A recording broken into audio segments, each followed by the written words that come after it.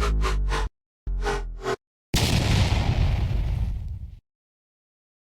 pew, pew, pew, pew. Did anybody ever actually call Steve Miller? Shit, I fucked up. It's Steve Miller, right? You think anybody ever actually called Steve Miller a space cowboy? I mean, what would you do, seriously, if someone called you a space cowboy? Would you make a song about it? No? Okay. Well, was that a question for me? I don't know what I'm talking about. It's another episode of your favorite podcast. It's Rep, Rant, Repeat. It's brought to you by Garage Gym Radio. And I'm Jason, or Man Who Parks and Gym. And I'm here with a special guest, your buddy Chip, or Fig Jam Exerciser, as you may know from Instagram fame. Chip, how you doing? Good. I was spectating again. I was so used to watching Rep, Rant, Repeat that I got was he talking to me? Yeah. Good. Thanks for having me. Yeah, man. Well, it's good to have you. We've got a good one today. We are calling this one the HomeGymCon vendor something. I don't know. I haven't quite figured out the name of it yet.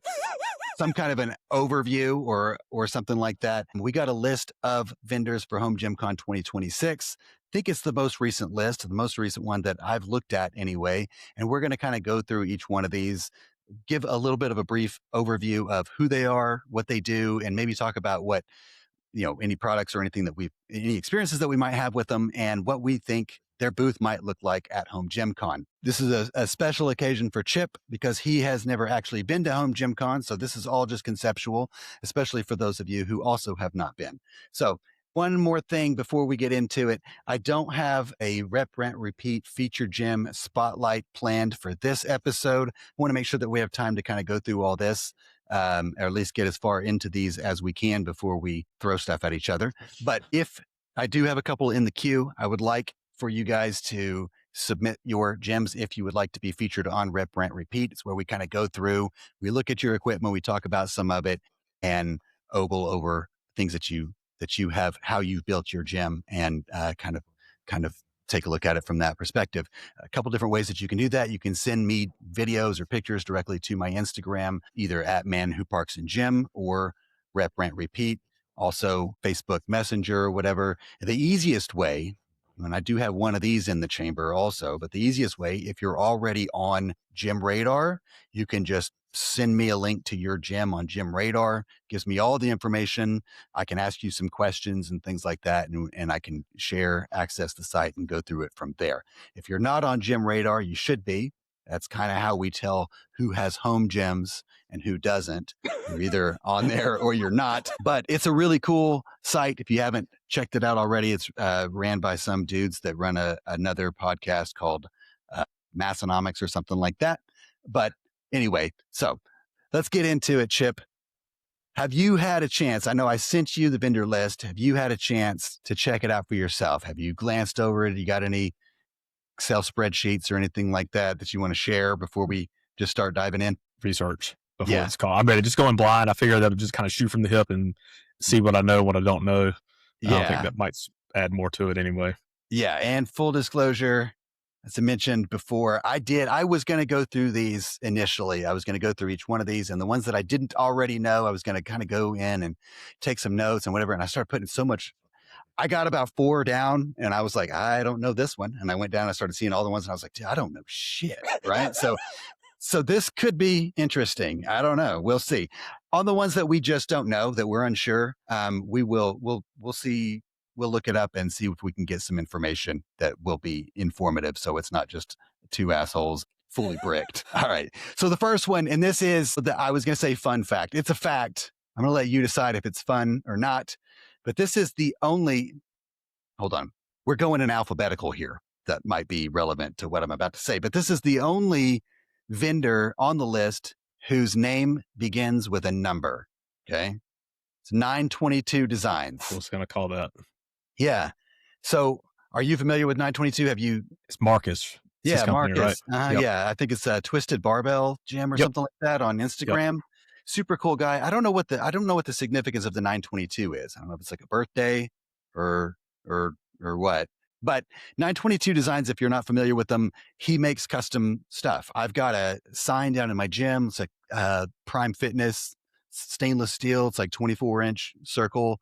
He did it all by hand. Well, he didn't all by hand. Some of it is, cut by lasers or whatever, but the backboard and all that kind of stuff, he cut that out and drew it up and painted it by hand and stuff. It looks really nice. It's very professional. He also does kind of those plastic, magnetic, like, what are they, badges and things like that. Like a rack badge. Yeah, rack badges, things like that. Then also I've seen him do some like monogrammed things like the headrest cover and things like that. Yeah, that's what I was gonna say. I think Carp got his bench cover, I think is what they're called, right? Yeah. And Joey got one last year at HomeGymCon also for his headrest on his bench, I think. So 922 Designs will be there. Now, I do have a little bit of insight from last year. He had his own booth, and he was able to, if you know you're going to have something printed or something like that, you can reach out to him and send him your logo ahead of time. He can print it. He can also, if you've got it, something like a photo or something like that, or a file on your phone, you can send it to him. He can print it up there at HomeGymCon, which is pretty cool. He brings a little printer and does things like that. And then also can take orders and stuff for larger things if you don't want to carry it home on a plane or something like that, if you happen to be flying in. So 922 Designs, you should check them out. Looking forward to meeting with Marcus again and seeing what he's got at his booth this year. Next one on the list is Abmat. Abmat, we know. What? Pretty familiar. Yeah, pretty familiar. Is it code Fig Jam? Code Fig Jam. Say 10%. And that may apply at HomeGymCon, and it may not. I don't know. When I was there last year, they had a few products, and they were doing some additional discounts if you took them home from HomeGymCon or ordered them from. You didn't even have to take it home. What was cool is you could order it, and they would ship it to you, free shipping and stuff, and they would give you the HomeGymCon price on that. So not to undersell your code or anything like that. If you're not doing that, you should check it out. But Abmat sells basically anything that is made of foam, right? Anything you can think of, they probably make it with foam. I've got the bench pad, the Abmat, and also the bench wedge. And did you get the ROM pad? I've got the ROM pad also. Yep. Yeah. I think the ROM pad is going to come in handy when I've got the prime lateral raise coming in. I haven't used that machine, so but I think it could come in handy with placement on that bench, because the chest pad on that one doesn't move forward and after or anything. Right. But yeah, Abmat will be there. I think I would assume everybody knows who Abmat is. Abmat's one of those companies that, like, they had them in my commercial gym. That's one of those that I remember right a long time ago. I don't remember, what was that guy's name? Do you remember the guy that used to be like their social media guy this is not shade at Abmat, but they used to have some really good social media like content. What was that guy's name? I can't think of it. I bet Carp is screaming it, or Carp and Eric are probably both screaming it right now. I'm trying to. I had a call with him actually a couple of years ago, because I had like a product idea to pitch, and I'm trying to remember his name now. Yeah. Well, yeah, he had a call that Keith was on, and a couple of guys with Jake and stuff. He was on a call with him, and he was talking about basically like, what can we do to gain more interest in home gyms and stuff. And I remember thinking, man, for me, what turned me on to Abmat was that they were in the commercial gym. So you can get your products in commercial gyms when you have people that convert from commercial to home gyms. They want the things that they used and saw in the commercial gym. That's how they trust it, right? Like, they know it's a good Hammer Strength, right? Like, I always thought like that was like the prime brand, because that's who I used at freaking Planet Fitness or whatever, you know what I mean? And so anyway, I don't know how I sidebarred there on the Abmat, but Dylan. Yeah. That Dylan guy. I don't know whatever happened to him, but I'm sure there's a story there. Would be interested to see what new products they have, because I know they had a couple of new things last year that actually haven't made it to market yet. And so I'm curious to see like are those going to finally make it, but also what else are they kind of sticking in their back pocket until HomeGymCon? I still want those, especially now. So that little spot in my gym, you're talking about the crash pads, the super thin crash pads? The drop pads, I think is what they're calling them. Something like that. Yeah, but they're not, they're thin. They're not like the big kind of the 6-inch mattress foam things that you see everywhere. Yeah, those are intriguing, and they're like dead stop too. They're not pillowy or anything like that. Right. So I'm thinking what I might do, and this is maybe a pipe dream. This is me trying to tell myself that I'm not going to cram another machine in there. But when you take that lateral raise from me off the wall, the Savage lateral raise, I think I'm going to use that space and just create like a little deadlift platform there. I'm not going to drop pads or anything like that on it, but it would be nice to have those. So then I don't have to build it up or anything. You know what I mean? You just put those pads down and keep that space clean. That's the pipe dream anyway, is that I'm not going to turn over a new leaf and I'm not going to cram another machine in there. So anyway. Sure. Yeah. Right. Sure. So coming up after Abmat, only order here is in alphabetical. Ankor. I know some people pronounce it Anchor, but it looks spelled like Ankor. Anchor, like O-R-E. Yeah, O-R-E. Now these guys are like magnetic resistance. Yeah, in my mind, they're like the originators of that. And they have a really cool origin story. I don't know if everybody knows this or not, but it was created. The idea was, I don't know the guy's name or anything, but the guy who started the company or came up with the idea, whatever, he was like in college, it was like his thesis or something like that, right? So he conceptualized this idea of having this kind of gym product that you could travel with you, use magnetic resistance or whatever. And I think it was his professor or something was like, hey, this is actually a really good idea. And I think you could actually do this. And he was like, yeah, whatever. And he's like, no, I think you should pursue this and whatever. And so he kind of got the idea and was like, I'll give it a shot and whatever. And I just think it's a really cool story. I remember looking at the Anchor, whatever, back in 2020 or so, and it was just, it's so funny to me now. Today, me versus me back then. I remember it was like, I don't remember, man, $500 or $600 a piece or something. And I remember going like, I will never spend $1,200. I will never do that. Yeah, ever. I'm not doing that, whatever. So I am glad to see that they're still a company. I think that would have been, it's such a hard, I think it's just, it sounds easy. It seems easy, whatever for us, but it's such a hard market to get into and to pin, especially for just a single person trying to, whatever. I just think it's cool.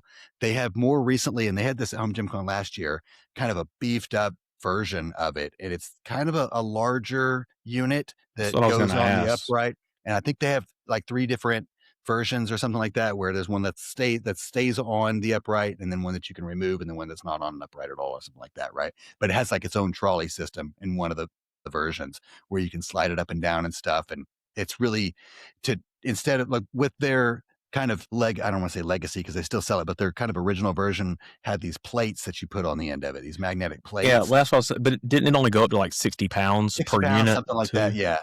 I think that was one of the. Which, if depends on your use. It depends on your use. It would be really good for a lot of like your flies, isolation exercises, isolation stuff. Yeah. But if you want it for low rows and pull downs, it's just not enough for very many people, not adults anyway. Right. But no, but the new one goes up. It's got a higher weight capacity. They lose the added weight plate things, and it uses like a click style, you just like a dial on the bottom of it or whatever, kind of like a almost like Bowflex.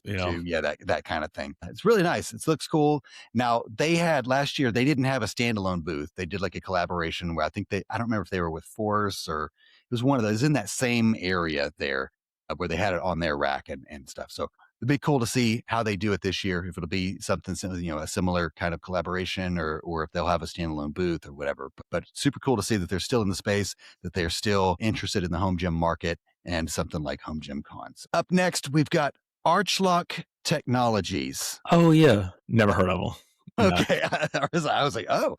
So this is the first one I got to where I was like, this is not going to work. I did some research. And this is one of those, this might be the one that inspired this episode, because I went through and I was like, who the fuck is, I started going through and I'm like, well, who the fuck is, and I'm like, man, if I don't know who the fuck these people are or whatever. So again, this is not to throw shade. This is to bring awareness to all of us, right? Of who the companies are, what we might be able to see and expect and stuff. So Archlock, I learned in my Google search, let me pull this up and I'll share my screen. I was going to say, yeah, it's kind of cool. I think it looks like it's like a small startup type company. Okay.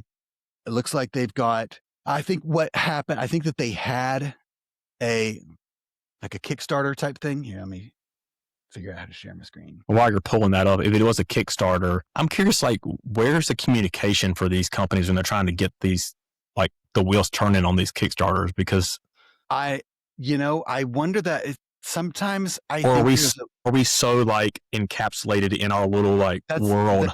That's what I was going to say. I think sometimes I get the impression there might be a world outside of our own. That's not true. No. Yeah, you know what I mean? No. Like I really do.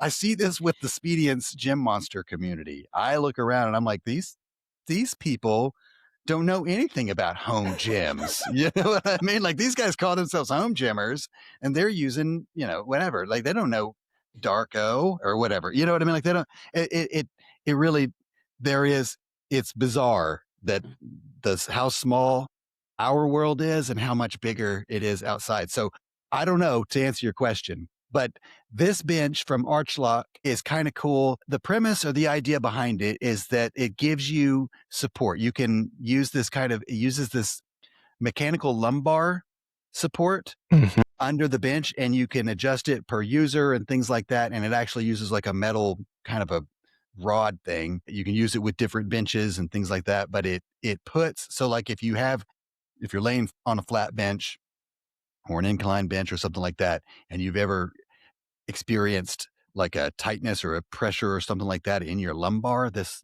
thing will give you that kind of full control so that you have a pad under your entire back to be able to give you more support even under there. So I don't know how comfortable it is to lay on, but it sounds like you could ride it for a long time.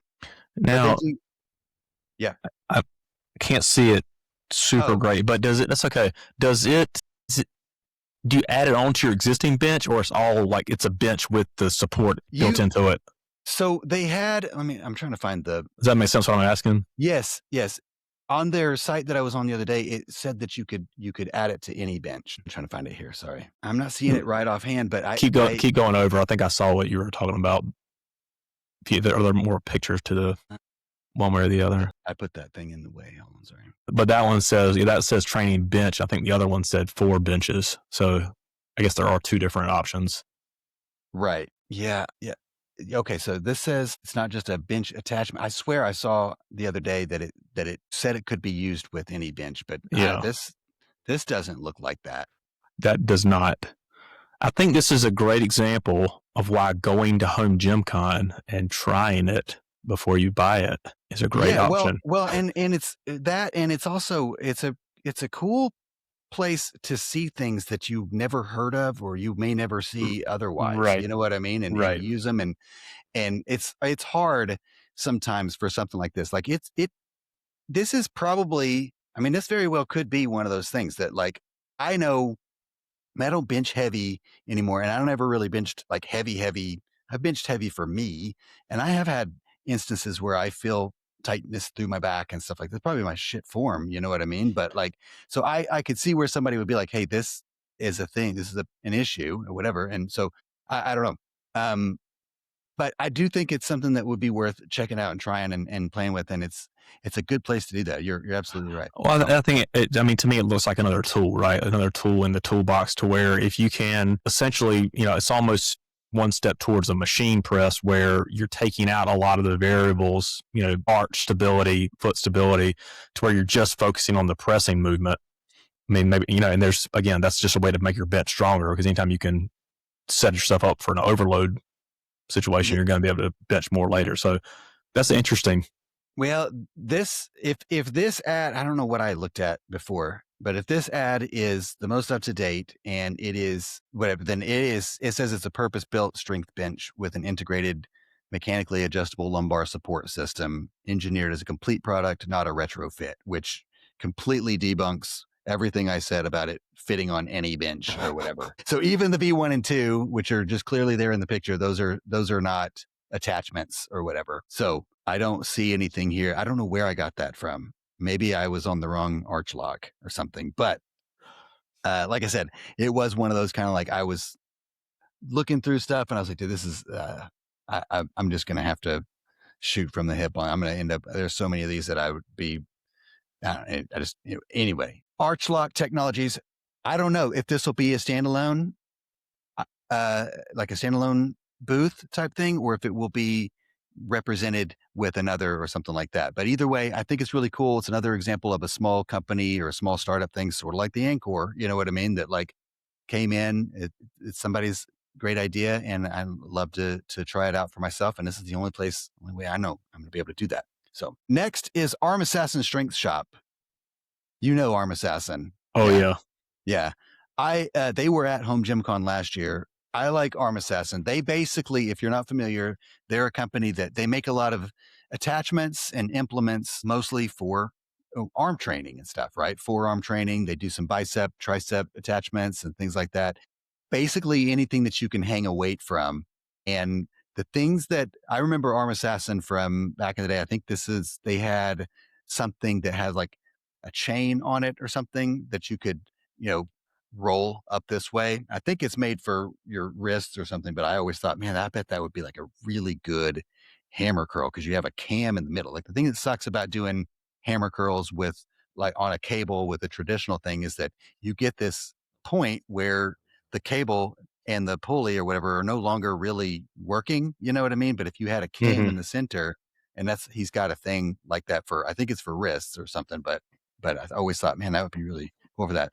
Another thing I think is cool about Arm Assassin, and it goes, maybe I'm overgeneralizing here, but I just think that you're kind of typical arm training, grip training guy, probably not your JD Gym equipped customer per se, in that, Right. JD Gym equipped, that's your beautiful, pretty knurling. I'm going to hang this on the wall and it's, it looks aesthetic and whatever, where Arm Assassin, and it's made to drop, you're doing grip training, you're going to drop whatever it is that you're using, right?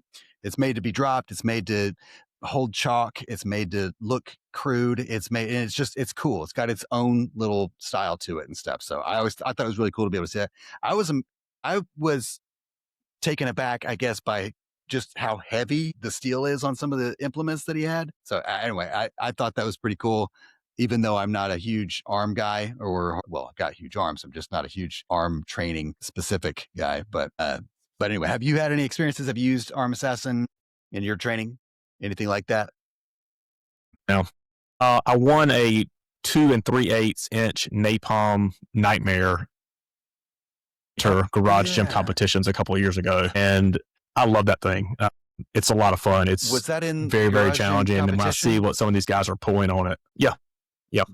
So I don't mean to, again, sidetrack here, but on garage gym competition, how do you win those? Do you win those with your lifts, or is it like if you compete and then randomly select it, or how does that? It's completely like random. So if you do what, submit your entries, and then it's a drawing for winning. So it doesn't matter. You don't have to be the strongest. You don't have to be, have the best grip. Just do it. And that year, he was on many competitions in between the big ones in the spring and the winter. So for example, I guess the spring and the fall. So for example, there was a single pull-up was one of them. Like, just what's the max weight pull-up that you can do? Right. Or some grip competitions. It's pretty cool how he does that throughout the year just to keep people engaged. Yeah, it's awesome. I think I participated in one of those, and I always plan to participate in more of them and stuff. And I don't know what it is. I'm not as comfortable uploading videos of my lifts and things like that. I don't know why. Like when I've done it, I put it up there and I'm like, I just feel like weird for me. You know what I mean? I feel weird recording myself lifting, even though I have no reservations with sitting in a closet talking to myself in front of a camera, but whatever. So after Arm Assassin is Attitude Iron. Will also be at HomeGymCon.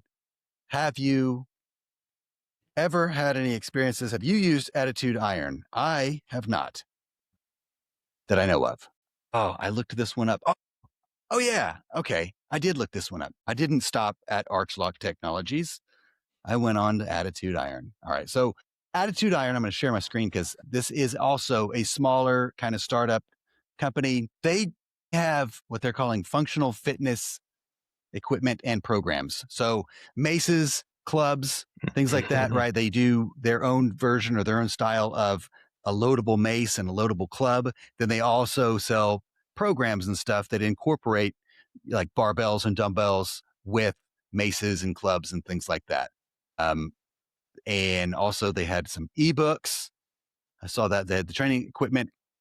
He said ebooks, how to be an absolute unit was one of them. The Swing Beast. I don't know if they'll bring these. I don't know if these are, I mean, they're ebooks. So I see images of hard copies of Jacked and Swinging, Jacked and Savage, Boss Big, stuff like that. So, cut leaner in 7 weeks, stuff like that. So several different exercises, and I haven't opened them or read them or purchased any of these ebooks, but it says that they talk about, how you can use mace and club trainings into your workout and stuff. So something, if you're interested in that kind of thing, I always feel like for me, it requires a lot more open airspace, to swing that. So I'd have to be outside or something, but maybe not, maybe we'll learn from them that there's other ways to use those. They have, like I said, I will take a look here at some of the products. This is they have this thing called that's the manual for the Swing Beast manual. Sorry, I thought that was, they have the club and maces and stuff, how they look. Now, the guy in the picture, I don't know if this is the guy behind the company, but he used to, if you remember in the Home Gym Facebook group, this guy used to post videos of himself swinging these maces and stuff. When I saw this image, I was like, hey, I've seen that dude in the Massonomics shirt, swinging maces on the Facebook community page or whatever. I don't know if you remember that or not, but I do remember when there was a time when that was happening. And so anyway, a little serendipity, but quite a few different things. Like I said, adjustable clubs, they say are different from others that you might see. The Gelt, this is the Gene Belt. I don't know if this is, I know that Chris makes one of these also. I don't know if this one is made by, it doesn't look like it, but I don't know. I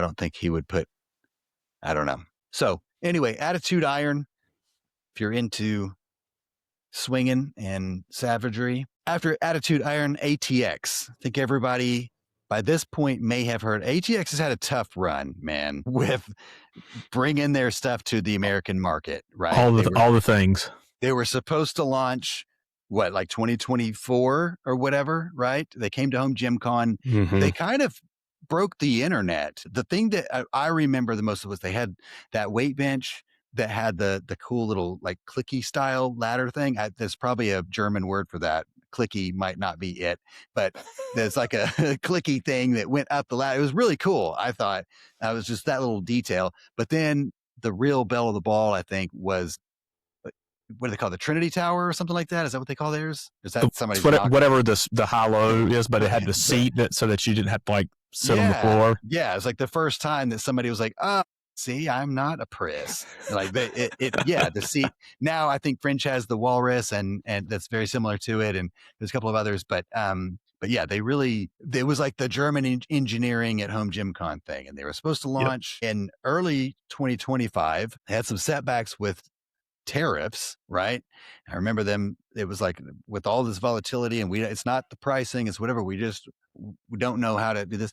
And then, dun dun dun, they had another setback with their chosen social media guy, right? Some craziness happened with that. So I know that they're planning to. They still have plans to launch in the U.S. I think don't know if I don't have any inside scoop or anything less. I had spoken with one of them by email recently, and they were anticipating hopefully maybe September of this year. They might have some more insight as to when that should be. I just don't want to hold my breath because they seem to get knocked around by the Americans over here. So, but ATX always anticipate, well, I don't know. I'm just assuming from last year and the year before that they're going to bring it whenever it comes to the booth. Last year they had all this equipment set up and stuff. And then they had it set up in a way that it was like, you kind of wanted to hang out there. You know what I mean? Like they had a leather couch that you could go, they had a couple of leather couches and stuff. So if you wanted to just kind of take a break from walking around and stuff, like this is a place to sit down, and you're in, and they had this giant German flag, and it almost kind of looked like a freaking techno gym or whatever. You know what I mean? Like maybe I'm confusing that with that meme of remember that techno dancer guy in German streets meme gif thing? No, God. Yes. Yeah. Yeah. Anyway, so ATX, I don't know if they have like new products or anything like that we haven't seen before. That's kind of been their thing the last 2 years. So hopefully we'll see some things like that. But I don't know, man. What do you think? No way to know. I think they will probably bring something new this year. I think that's just going to be their thing. Yeah. I hope that at least by the end of July, right? The July 30th is the first day. Yeah. Hopefully by that point, for their sake, I guess, more than anything, but also for the customers that are looking to get, their equipment in their gyms, hopefully they'll have a better idea at that point what that like rollout is going to look like. To where they can come to HomeGymCon and say, yes, we've had some hiccups, had some speed bumps, but we are looking, we're going to be able to ship to the US X date. Right. And be able to have that, kind of at least a pretty firm date of when that's going to happen. Because then from a customer standpoint, you can say, okay, well, now I feel like I can wait because I have an idea of when it's going to be versus, okay, you still don't know. Well, I can't wait any longer. And they go with another competitor. I'm hoping that God, I hope that they don't do this because I just said I don't want to cram any more machines in.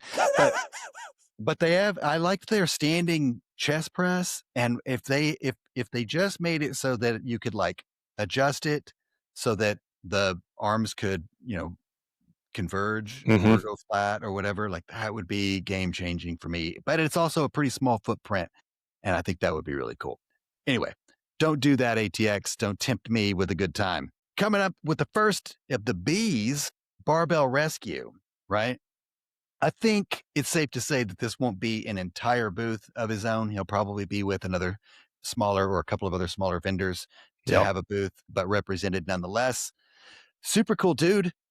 Served in the Navy, got a mustache a lot like yours, or last time I saw his face, it was covered in a mustache similar to yours. But Barbell Rescue, if you've not heard of them, if you haven't ever used, he revolutionized the way that we clean barbells, right? Sometimes in the home gym, cleaning your barbell probably feels a little bit excessive if you're the only one that touches one of your 16 barbells or whatever. But outside of that, especially in like CrossFit gyms and commercial gyms and things like that, where they do have a lot of barbells, a lot of hands that touch them, even at meets and things like that. If you go to a powerlifting meet or something, instead of using a little toothbrush, the way to do it, if you don't have or whatever, is to keep the weight on the plates on the bar, use a little toothbrush thing or whatever you've got. What's that other one that kind of fits in your palm? They sell on Rogue. I can't think of what that one's called. I have one. I do have. Yeah. Well, yeah, and you know why? Of course, because it's 3 shits free, right? Yeah. Exactly. Like I think it's $8 in shipping, or I can get one of these for $7.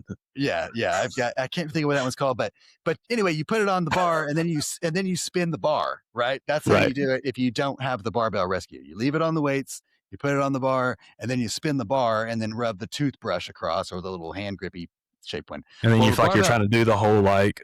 Pat your head and rub your stomach. It's awkward. Yeah, that's what you do. And you try not to make eye contact with anybody when you're. But with the Barbell Rescue, you can make all the eye contact you want because that thing does like a 360 brush that you just clean the bar like this. And anyway, it really is nice. I've got one of those. I don't clean my barbell that often. I don't use chalk, and I need all the calluses I can get. So. But I do have one. It is nice and it's spring loaded. You can buy replacement brushes and stuff like that. So super cool. Glad to see that they value the home gym community enough to have a presence in the convention that brings us all together. So great to see. If you haven't checked them out, you should. Also, Barbell Voodoo. Now, Barbell Voodoo is one that makes t-shirts and stuff, right? It's like they have a lot of them. If you've ever seen those ones that are like funny puns, with the t-shirt, it'd be like, I can't think of one. I know they do, like they've got one that's like the Golden Girls and it says something with lifting. I'm going to pull it up, man, because they have too many. And, is it Barbell Voodoo? Yeah. Is that what I said? I thought that's what you said. Okay. Yeah. Barbell Voodoo. They have a lot of really cool design. This is one that like somehow found me before I went completely balls deep in the home gym life. So let me share the screen here. They have a great website, a lot of cool stuff. And I've seen them at Murder She Rode. I see what he did there. Yeah. So they've got lots of really cool and funny stuff. So I can't see it because this thing's in my way. Oh, What you got? can you pull up the one where it's Tom Hanks and Castaways doing wall ball throws with Wilson? What would I even search to find that? Castaway conditioning. Okay, I absolutely can. That is great. Oh, that didn't pull anything up. Hold on. Is it new? It's under T's. Under the T? Well, there's only 211 pages. Castaway conditioning? Just type in Castaway. Two words. I did. Is that it? That's it. All right, let's check this one out. That is great. But there's a lot of these type of T-shirts that he's got, that they have. They've got shorts, they've got flannels and hoodies and joggers and all kinds of stuff. This is really cool, man. This is the kind of stuff that like in years past, there've been a little bit of merch like this at some of the booths. Like you can always guarantee that like Abmat's going to have some T-shirts and stuff, but I'll be thrilled to see. Sometimes, man, you go there and the reality is like there's a lot of equipment. So you go there with this, or I don't know how everybody else, I go there with this mindset of like, man, I'm taking some extra money. I'm going to buy some stuff. And you go, and honestly, it's a lot of big machinery and stuff. I mean, there's a lot of machines and a lot of times it's stuff like attachments and stuff, and they might not have a lot of inventory to sell. You know, it might be kind of every man for himself there or free for all or whatever, but here's penny puffs, right? Pennywise. But see, I'm going to go to this site after this, and I'm probably going to order like 2 or 3 T-shirts tonight. Those are great. I love man, I'm such a horror film nerd or whatever, but like this Exorcist play on Exorcist, but it's exercise. You know, I wouldn't wear that tank, but they make a T-shirt and stuff, and I love all those ones. They have they redo all the Halloween stuff and do a play on all that. Same thing with they have just. It's this ego doing a ego lift, right? Like ego lift. That's hilarious. Yeah. No, I got it. I didn't know. I got it. But there's a lot of these, and I always enjoy them. They're always good for a laugh. And anyway, I'll be happy to see them there. I've seen them at Rogue Invitationals whenever they used to do those in Austin before they moved it to freaking Scotland. But so Barbell Voodoo will be there again. Cool. Be on the lookout for that. I'll probably take some of those T-shirts home because that'll be the mindset that I'm in, especially after a couple of beers. Bear Steel Equipment /Strinflex is how it's written here. Now, Bear Steel Equipment, I don't know if this is like inside information. Don't tell me anything if I'm not supposed to know this, but I heard recently that Bear Steel has changed hands. So maybe that's what Strinflex is. Bear Steel Equipment, if you have not heard, historically has been a small business that started in Ohio by a dude named Sean, kind of a one-man show. It was like a side project. Well, he was technically a teacher during the day, started this kind of side project during COVID, also a home gymmer himself. And I think that recently someone purchased the company from him or something. So glad to see that they are going to be continuing with HomeGymCon, bringing the stuff that they've got. I think the first thing from Bear Steel was this stacked weight pin, which was kind of the solution to adding, having an adder weight to weight stacks to be able to put, an extra 45 pounds or something like that on some of those. Now I don't know that this was the original. I mean, I think I remember seeing this from somewhere else, and I think Jim Pin maybe claims to be the original or something like that. I don't know, but that was their kind of start in the world as far as I know. And then they moved on to full on barbells, attachments, cable attachments and stuff, weight plates. I mean, mod bars. Weight plates, had a mod bar at one point. They might have even, I think he had talked about bringing that back at one point. Hammer handles, like kind of like the Porter Phys Ed handle, only a little bit longer, stuff like that. Started out with everything was just bare steel, got a lot of feedback from people and was finally able to kind of move into stainless steel. And then also did things like barbells and stuff like that. So I always liked it.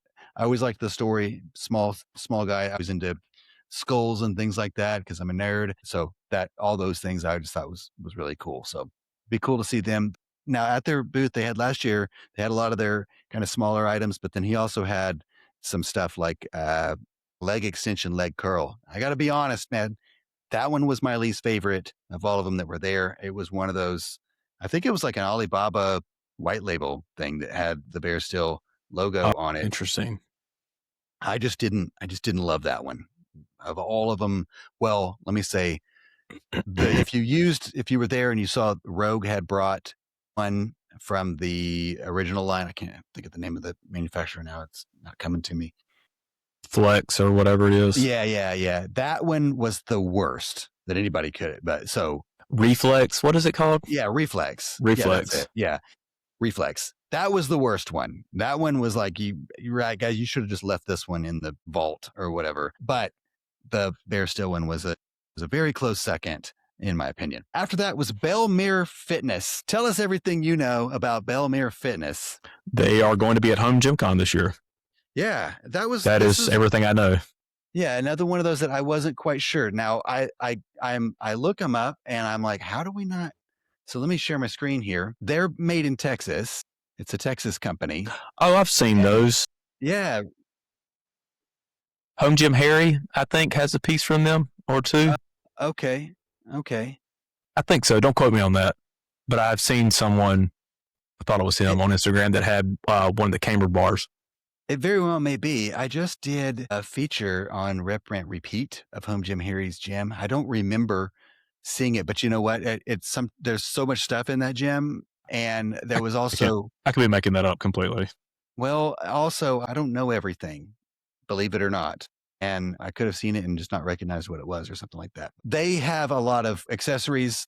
It looks like mostly it's cambered barbells and stuff, right? They have that Pro Split press bar, which is like a regular barbell with small grips in it for camber, like not a camber, but like a multi-grip type bar. Swiss bar, some cable handles and stuff like that, but mostly looks like several different variations of camber bars and mixed grip bars and things like that. So pretty cool to check those out. I'm curious to see how they're different from some of the others that are on the market, but it'll be cool to see another small company. I haven't seen them, so never saw them before. So this is another one of those companies that we may never have heard of or seen or whatever if it hadn't been for this event, right? For HomeGymCon. Right. So pretty cool. Bellmere Fitness. After that, Bells of Steel. We all know Bells of Steel, right? Bells of Steel is a big name in the home gym community. They sell everything from power racks to power bars. They've dipped into machines the last couple of years. It's kind of more of a budget friendly is how they kind of position themselves. And they also do the thing where they are import, but they are more true to a 3x3 than other imports are. Right. Even though there may be some fitment issues with some things and whatever, but for the most part, it's going to be closer to a 3x3 than anything else. Whatever the millimeter equivalent of actual 3x3 is what they're building. Right. The way I understand it. Yeah. So they will be there. It'll be interesting to see. Now, last year, so the year before last, and let me say, years before last year, Bells of Steel had a big booth that everybody was really excited about. Last year, kind of some of the feedback afterward was that they brought it, but they just didn't bring it the way that people had anticipated. They were like, this isn't like a normal Bells of Steel. I don't know what all was going on. Sometimes you don't know behind the scenes, whether, people got lives going on and things like that. And who knows? And they might have, I might be offensive right now by repeating that. I don't know. I thought it was fine, whatever, but I did hear that feedback that it's like, Bells of Steel just didn't quite bring it like what we had anticipated they would. And maybe, I don't know, maybe this year it will. Was last year 3? This year will be year 4. Is that correct for HomeGymCon? Yeah. This year's year 4. Last year was 3. Are you trying to remember which year they were going to back out and then? No, I'm just curious it always interests me. Like, is there any rhyme or reason to like people felt like they didn't bring it last year, they did the year before?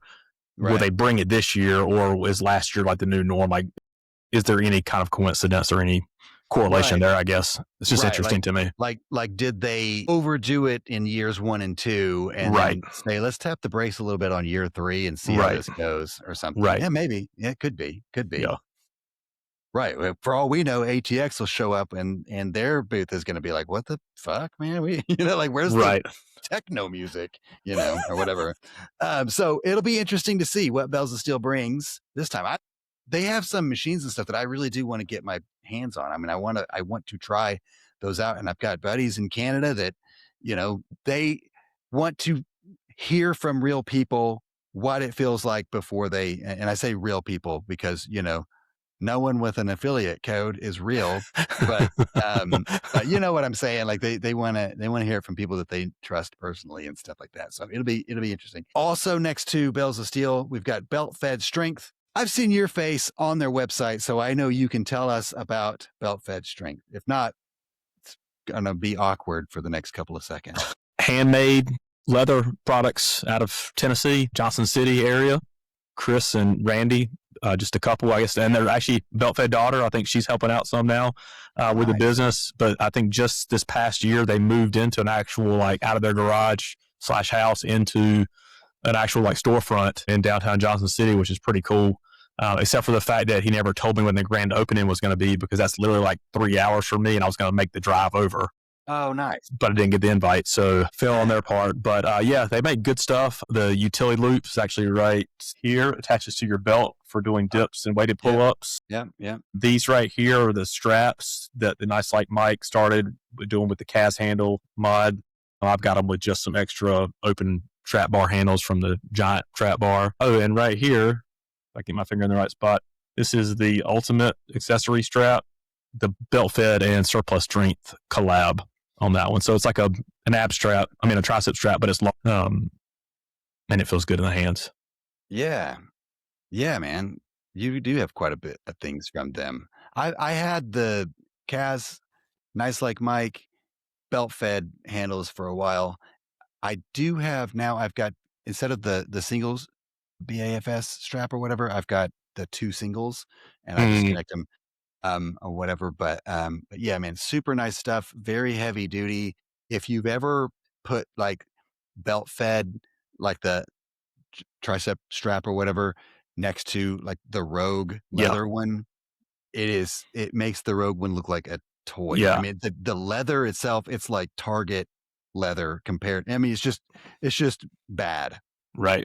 It doesn't even take a super home gymmy person or a leather connoisseur or anything like that to spot the difference in quality and craftsmanship and stuff. And I'm not just, gassing them up because I think they're going to listen to it. Whatever, it really is. So, and their bread and butter is their belts, their custom belts. That's it's the bulk of what they do. That's how they're fed, is by belts. That's how they're fed. Yeah. The belts feed them. And, that's probably almost the top of my list now at this point of the next thing I want to really invest in is a really nice custom belt from them. Yeah. But just like everything else in my gym, I'm so freaking picky / also can't make a decision on. Well, it's a hard investment when you don't know exactly how you want to do it. Yeah. There's a lot. Sometimes we get paralyzed by having so many options, especially with custom. And it's something that's I'm going to spend this money and I want it to last forever. And with a belt, it takes a long time to break one in. You know what I mean? A good belt is going to take a long time to break in and you want to like it. You know what I mean? And so same thing, man, especially with a custom one, I would have to get a stock one to use in the meantime while I try to decide what font I want on my, you know what I mean? I would never probably come to a decision. I would have to have somebody do it for me. You know what I mean? I've got ideas in my head, but at the same time, I'm I just you have tattoos.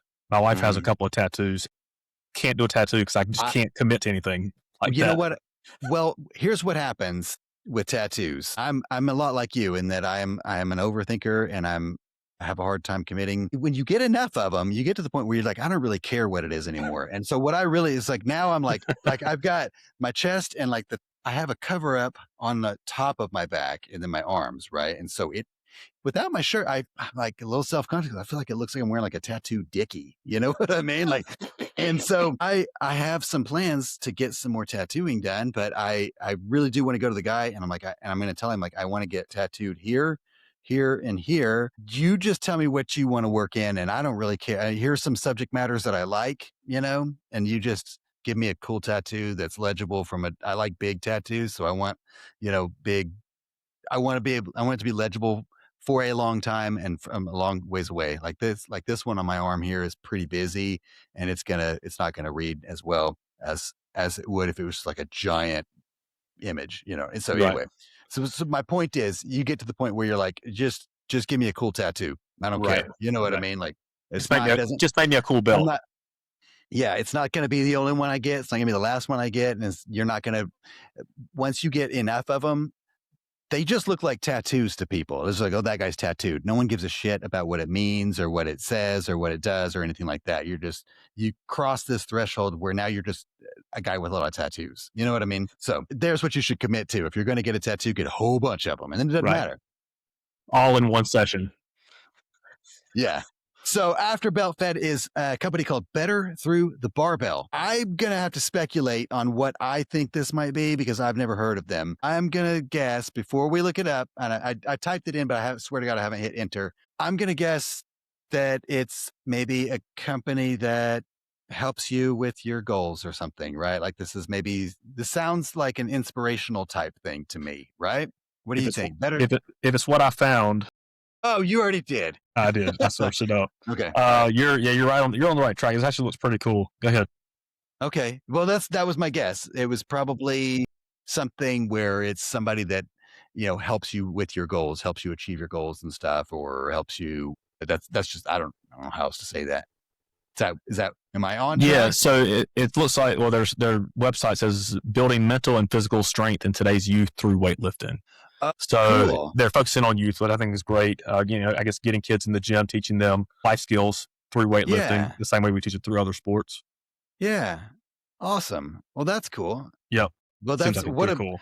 What a great name for a company that does that, where you can, make it up and get close enough, Yep. So that is really cool. And that's a thing that I used to joke about this. I make fun of dads in the commercial gym with one of my buddies. We would see these dads just it's like every dad who benched 315 in high school now has a son that they want to teach them how to lift. And it was always funny to me and to my buddies that I'm not the guy to teach you how to lift, but I can also recognize whenever dad is teaching his son some shitty lifts. You know what I mean? And I'm like, your high school football coach didn't teach you any better than whatever, you know what I mean? And so this was always something. So this sounds like it could be a facility that helps you for those dads who have enough self-awareness to know that they don't really know what they're doing and can help their kid do that stuff. So I like that. I mean, this is cool. With my youngest daughter, I wanted to send her to something like jujitsu or karate or something like that for the same stuff, for self-confidence building and things like that. And I never did. I don't know where that comes in. Like they say it builds self-confidence and then you get kicked in the face and I don't know what happens, but I never did do that. But that's a really cool thing. Better Through the Barbell might be something to check out if you're coming to HomeGymCon, or if you're not, and that's something that you might want to get involved in one way or another. After that, we've got Body Solid. They were there last year for sure. Body Solid's like an original home gym company. They have a long line, and usually what I think of when I think of Body Solid, and again, not throwing shade here, but it's your lower end, lower line type stuff, right? Like it's kind of your all-in-ones that are questionable range of motion, things like that. But I've had this conversation with people that have been adamant that no, they have some really great machines. You're just talking about the worst case scenarios. Yeah. Long line. Don't they have, they have to have some commercial grade stuff. Cause I feel like I remember seeing them like in the commercial gyms, like at the YMCA. They do have that line. I don't remember what it's called, Power Line or something like that. They have a line of commercial grade stuff. I just don't know if I've ever experienced it, Okay. So maybe they'll bring that kind of, like last year they had some stuff. They had one of those leg press that like lying leg press or whatever, like looks like a death squish to me, but a vertical leg press. Yeah, that's the one. Yeah. a one that you lie down on and The press your leg legs. press that you press Yeah, you yeah, press with your yeah, legs. yes, yeah. Thank you for English words there. They brought one of those. I got on it and they took my picture and put it on Instagram. I told you I am a little bit uncomfortable with the videos or images or anything that I've put of myself lifting weights on there. It has been one of those like it's like jumping off a cliff where you just have to like, "Ah, fuck it, I'll just do it." So anyway, I didn't know they were going to do that at the time, and then as soon as they did, one of my like buddies that's not in the like home gym or lifting community and stuff starts commenting and sharing stuff. I was like, "Oh, you assholes," whatever. But anyway, Body Solid will be there. I am interested. I'll go see the booth and I'll talk to. Last year they were actually the only company that reached out to me and asked me to come to their booth. So I made it a point last year to do it, and I'll go Nice. again this year and check out their stuff and that kind of a thing. So Body Solid, again, one of the OGs in the home gym space. There really are, regardless of whether if it's their kind of lower end line that I just talked a lot of shit about, or if it's the elusive commercial line that Chip and I believe we may have seen at the YMCA when we were 12. They are legitimately one of those companies that have made this lifestyle, the home gym lifestyle, a norm during the times whenever even working out in a gym and stuff wasn't the normal, and kind of brought those things together. So I think really cool. I think that they're a great example though of what HomeGymCon brings, which is varying degrees of equipment, for people that are in varying points of their home gym journey, right? Yeah. Like not everybody's in a position where they can go out and deck out their entire garage with prime equipment. Ouch. Yeah. So, so you say, you could make the case, it's more budget option, but for a lot of people, it checks all the boxes and it's going to do what they need it to do. Exactly. And that's an excellent point. Cause even just watching some of the footage of like FIBO, I'm looking at some of the stuff like, man, that's so cool. That's so, I bet that thing's $500,000. You know what I mean? And so it's like walking around at a freaking car show. You know what I mean? It's like, oh, those are all really cool. And, now let's go back in our fucking Ford Pinto or whatever and, go to Taco Bell because we just saw all these things that are just never going to be attainable. So I that's an excellent point, and I'm glad you brought that up. It is an array of things. We get really super excited about the new and the things that we've never seen before, and the things that that we could probably never really fit in our space or whatever. But there's always that there's always that Body Solid. That seriously, there's always that solid thing that covers all their bases and stuff. Sure. So, also, Body Elastics USA. No, really? Body Elastics? Man, this is okay. Well, I just got a little too excited. I got excited because I know this one. You're just like hold on. Captain America and the Avengers. I got that one. Let me reel it in a little bit, okay? Because I don't want to over. They have, it's like resistance bands and stuff, but in 2020. That is how I got, not only did I get through the shortage, the weight shortage with my Body Elastics resistance bands, but they had a really cool, I don't know if they still have this or not. I think there's like an Amazon version or something like that, but they had this really cool kind of travel series curl bar that has the same bends, very, very close to the Rogue curl bar, easy curl bar. The only thing I didn't like about it, it breaks in half in the middle, and it's got like an attachment point in the center and then attachment points on each end. You're supposed to be able to do like a full body workout with it and stuff. I used it a lot during COVID. It's actually the piece that I had connected to 2 sets of Body Elastics bands on like a steel plate that was bolted to the wall that ripped out of the wall and gave me, see this scar right here? You see that? I do. That came, that's from the Body Elastics.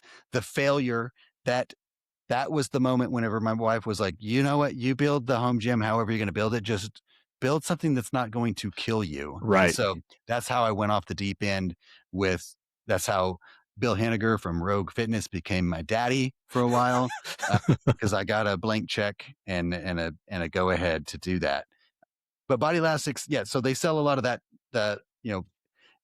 resistance bands and some attachment stuff to do some kind of resistance band workouts and stuff like that. So Not sure, again, if they'll have a standalone booth or if it'll be kind of a partnership with like, another company or whatever, but cool. I don't remember seeing them last year. I would probably tell that story all over again about the scar from the Body Elastics thing if I do see them there. They have looks like they've got like a kind of an all-in-one machine that you can use the bands on. Interesting. A machine? A machine. Okay, now I got to pull it up. FlexiCon, the pain-free resistant band workout equipment that delivers the pump, power, and progress of free weights while reinventing what a home workout can be. Kind of interesting. Doesn't look like it's in stock right now. Pre-order now, sold out. Oh, maybe that will be at HomeGymCon. That would be a Whoa, good that's guess. Okay, sorry, dude. I'm going to share my screen. It's kind of neat. This did not exist in 2020. This did not exist in 2020. Yeah, I almost just went. I almost just said fear does not exist in this dojo. Like I was just gonna stop what I was saying and go into that. Like, I don't know what kind of medication I'm supposed to be on, but I'm not on it. So good. So good. All right. This actually looks pretty cool for a resistance band accessory thing. You know what I mean? It's like you're right. It's like an all-in-one. You can bench on it, and it's got articulating arms. There's a bench that's integrated in. It looks pull-up like handles. Yeah, pull-up handles. Oh, you know what those arms are on the side? That's for like functional trainer type movements. Yeah, like a functional trainer type. Did you say that? I'm sorry. Well, no, you're fine. So yeah, really looks pretty cool for. I mean, for this would have been incredible to have. I mean, right. I probably wouldn't have this scar and a cool story to tell if I'd have had something like that at that time. So anyway, that's pretty cool. FlexiCon looks good. I hope that they bring that. I'm not just saying that because I'm trying to sell you on the FlexiCon or have no skin in this game. I do think that's really cool, and I'm interested in trying it out at HomeGymCon. So I hope that they do. I'm going to see if they still have while I'm on this website. So yeah, these bands. So what I did, I just got rid of these bands recently, and that's just because they started. I got to the place where I was like, man, I'm just not using bands anymore. I didn't really want to store them anymore and all that stuff. But I had this set, right? This like military color scheme, mm-hmm. The black through the drab and stuff. I think I'm probably alone in this. This is probably, whatever, but I don't love the way that elastic bands are always those silly colors. You know what I mean? Like, why are they always look like kindergarten primary colors or whatever? Right. And so I like that these came in that. I had 2 sets of them so that I could, do, things like flies and things like that with them. And also you could double them up and all that. So this max 310 pounds, I had 2 sets, and that's what I was pulling against to test the strength of my little makeshift low row situation that I had in my home gym during COVID. And yeah, that the bands held up, the bolts did not, and I ended up with that big old scar. But I don't see. I was hoping they would still have that. Oh, there it is. Yeah, I saw that a second ago too. I figure that's what you were talking about, right? Yeah. So I loved this thing. I mean, the bends on it and stuff. I'm not saying that you should replace your Rogue with it or anything like that, but for a functional trainer and stuff, especially now, it has really good angles. The thing that I didn't love, there are 2 things that I didn't love about it. One, so this thing in the center, which you can see there, is that it comes apart so that you can like fold it in half for travel or something like that, or for storage. Yeah, which is really cool. But the problem that I had with it is that point where it kind of screws together or whatever, it's all plasticky, and it kind of, if you're holding the handles, it kind of, there's enough play in it that it was annoying, right? It's a little bit of play. If you're using it for travel, it wouldn't be that big of a deal, right? If that's the only time you use it. This for a long time was my only curl bar. So it was annoying, and I would try to tighten it up in different ways because I'm not going to take it apart and travel with it. I want it to be tight. You know what I mean? The other thing is that this center loop that you use to like hook to bands or a functional trainer or something like that, if you do that center mount one, it's on a nylon attachment point that goes around this plastic, and so hung up. Well, it doesn't get hung. Well, there's enough friction that it causes like it's not smooth. It's not smooth. You can feel it, and you can hear it too. It's like a squee, So what I ended up doing was taking some UHMW tape and lining that plastic with the UHMW tape, which helped, but it still wasn't, weird. It's probably good enough for most people, right? But we're like, we pay extra for the linear bearings and things like that, right? In these, and we want it to spin when so if you're that, those would be your two complaints. Otherwise, it's actually a really cool attachment. I think for things like functional trainers and Voltra and things like that, it's actually a pretty cool solution to that stuff. So moving on, Brute Force Australia. I hadn't heard of them. I'm going to go out on a limb. Sandbags? Oh, is that who that is? Well, I didn't know they had Australia versus not Australia, but is that Brute Force? Is that Sandbags? Well, I'm pulling up a site here for. I could be making something up completely right now. Yeah, I think I've seen something that there's probably a brand that uses that. That sounds like a sandbaggy brand, right? That's what it takes to move a sandbag from point A to point B is some brute force. But in this case, it looks like it's a full on. I mean, they've got, it's that guy. You've seen this thing. They've got this rack with the Smith machine that folds in the middle. So it does like a converging Smith machine. Yes. It's an all-in-one. It's got these arms, like the Gibbons or whatever that everybody seems to have. What do they call these things? Like, why does my brain have so many holes in it? Chip. But it looks like they've got, lat pull down, lat seat on the center mount on the upright. It's cool. I don't know what else they have. Let's see what other products they've got. Entering the rack game. The all-in-one rack game. It's so wild to me. I'm like, what does the shipping on this look like? I know, right? It looks like they're using Iron Clinic, Glux Gym. This is Jungle Gym reviews, Garage Gym reviews. All those guys' logos are on here. So these guys must have all done reviews at least. So they must have either they have US distribution already and we just are that far out of the loop, or they get enough kind of global outreach or views or something from the American market that they can afford to come to HomeGymCon or send these things to the guys that we know on YouTube and stuff. They may be right. There may be a lot of overlap. I know that happened with ATX, right? ATX came to the US the first year and we're really kind of talking about their launch, but they got so much exposure from all the content that was created at HomeGymCon 2 that they started getting orders from global markets outside of the US and stuff that they were like, I think the story goes that they didn't even necessarily need US distribution. Not that they didn't, but you know what I'm saying? That they were surprised that they had gotten so much exposure and orders from all over the world that they did have distribution points already. So that may be the angle here. I don't know. Or maybe they do have US distribution. This bench kind of reminds me, I like that it's narrow on one end and wide on the other. That kind of satisfies that. But it kind of reminds me of the bubble bench or whatever, except this one doesn't have that curve that has like the Abmat ROM pad style thing. So Brute Force Australia looks pretty cool. Looks like they got a lot of racks and different racks and attachments and things like that. Although it'll be interesting to see if these are like proprietary attachments or if they're things that work with other brands and stuff. Right. At a glance, my guess is that it's more proprietary or at least works with not a 3x3 or whatever, but I don't know. We'll see. Interesting nonetheless.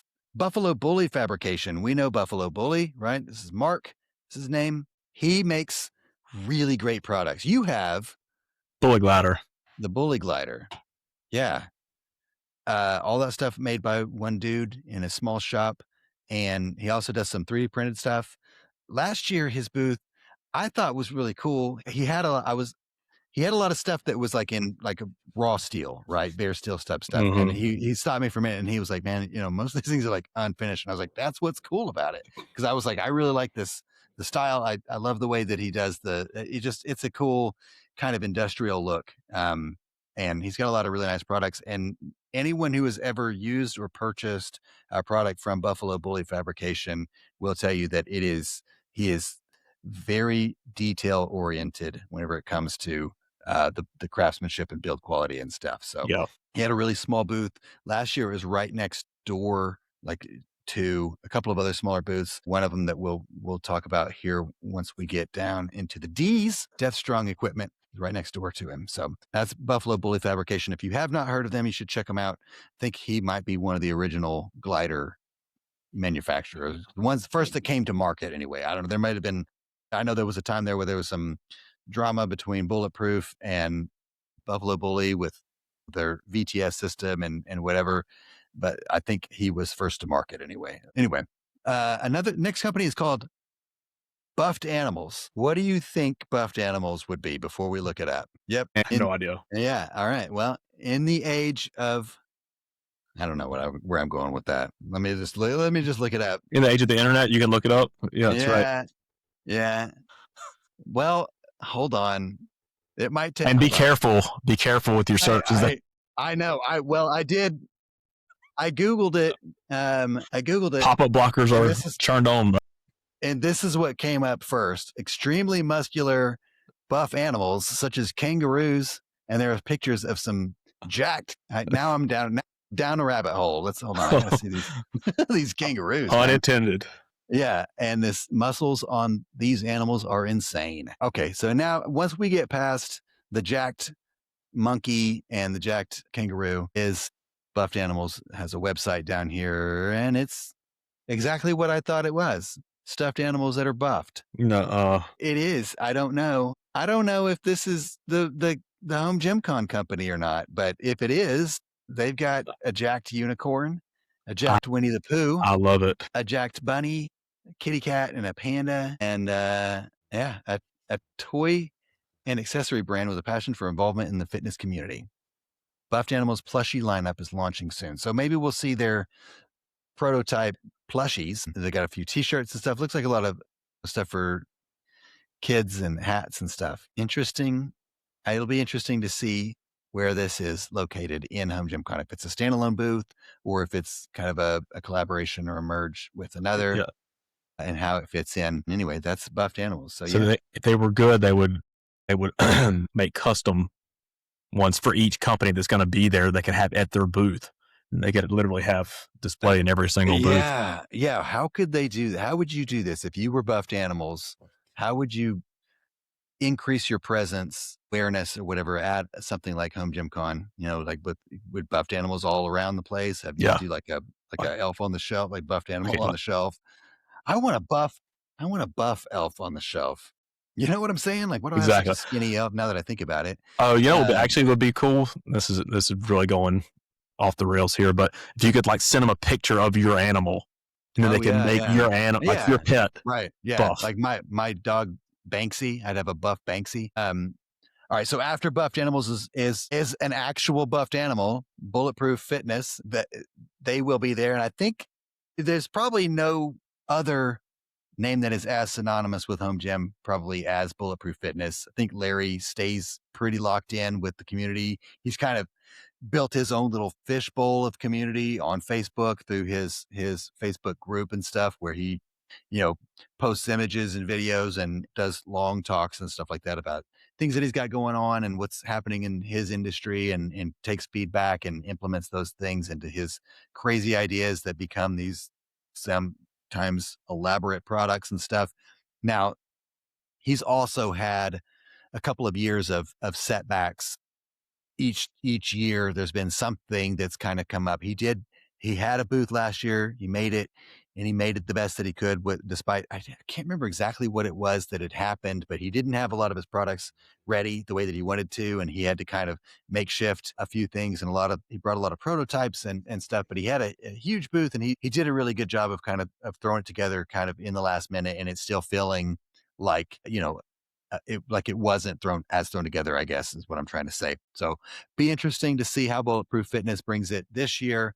What stuff, he's got a lot more products available now than what he had even in the years before. It was a lot of concepts and things. Now I think it'll be something that to look forward to. And we'll see. Last year he had a very large space. I don't remember. I don't have the map in front of me or anything like that. So we'll see how that goes. But you don't have any Bulletproof. You don't have any personal experience with those products or anything, do you? I don't. I was just thinking about that. The Multiflight is on my radar, but are you on Gym Radar? Is it on your Gym Radar? I don't have anything on my wish list for Gym Radar, but I am on Gym Radar. Oh, okay. Do I follow?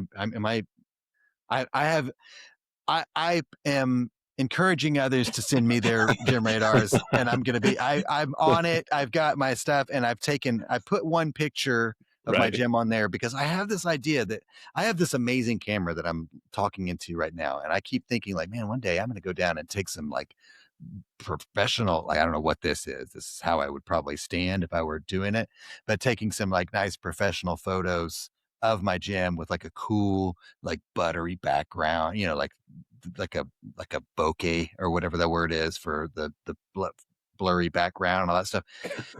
But the whole thought of taking this thing down and setting it up and all that stuff, it's just like, it's overwhelming. So you get one picture until I get around to it, whatever. I don't know. But anyway, yeah, but yes, that multi-flight thing, I think it came out with a pretty good price too. No, it did. And and I'm probably going to regret that, but it was because of what it was priced. And when it came out, I was like, well, I can't pull the trigger on that right now. So I'll just wait and see like what users, what feedback is. But for me, we had this conversation a week or two ago, regardless of what I end up going with in that realm, to me, it's never going to be what I want it to be until I end up getting like a standalone cross member or upright, a standalone upright to use. You should bite the bulletproof fitness. You should get the Temple of Gains multi-flight. That's what you should get. It's way too heavy for my upstairs. I think it's got to be. I mean, it's a weight stack, right? You have to use the entire weight stack. Okay. Get comfortable with this. You get the Voltra and you replace the weight stack with the Voltra. There, problem solved. Or the other option.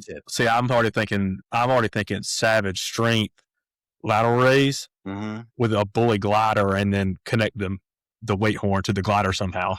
Yeah, with pulleys and cables. I don't know. I have to work through that, but yeah, you'll have to work through that. I think what you're going to run into that when you raise it, the weight horns are going to pull the cable out instead of up. So you'll have to. It's a lot of hooking up, but you can probably figure it out. After Bulletproof, it's called Byzoom Fitness. Byzoom. Can you BYZOOM? I can use it in a sentence if you'd like. BY. Zoom. Byzoom. I'm not going to be able to. I can't even. My brain goes to Zumba. Right. That's. But okay, let's check it out, man. They've got a website. The very first thing that came up was a website.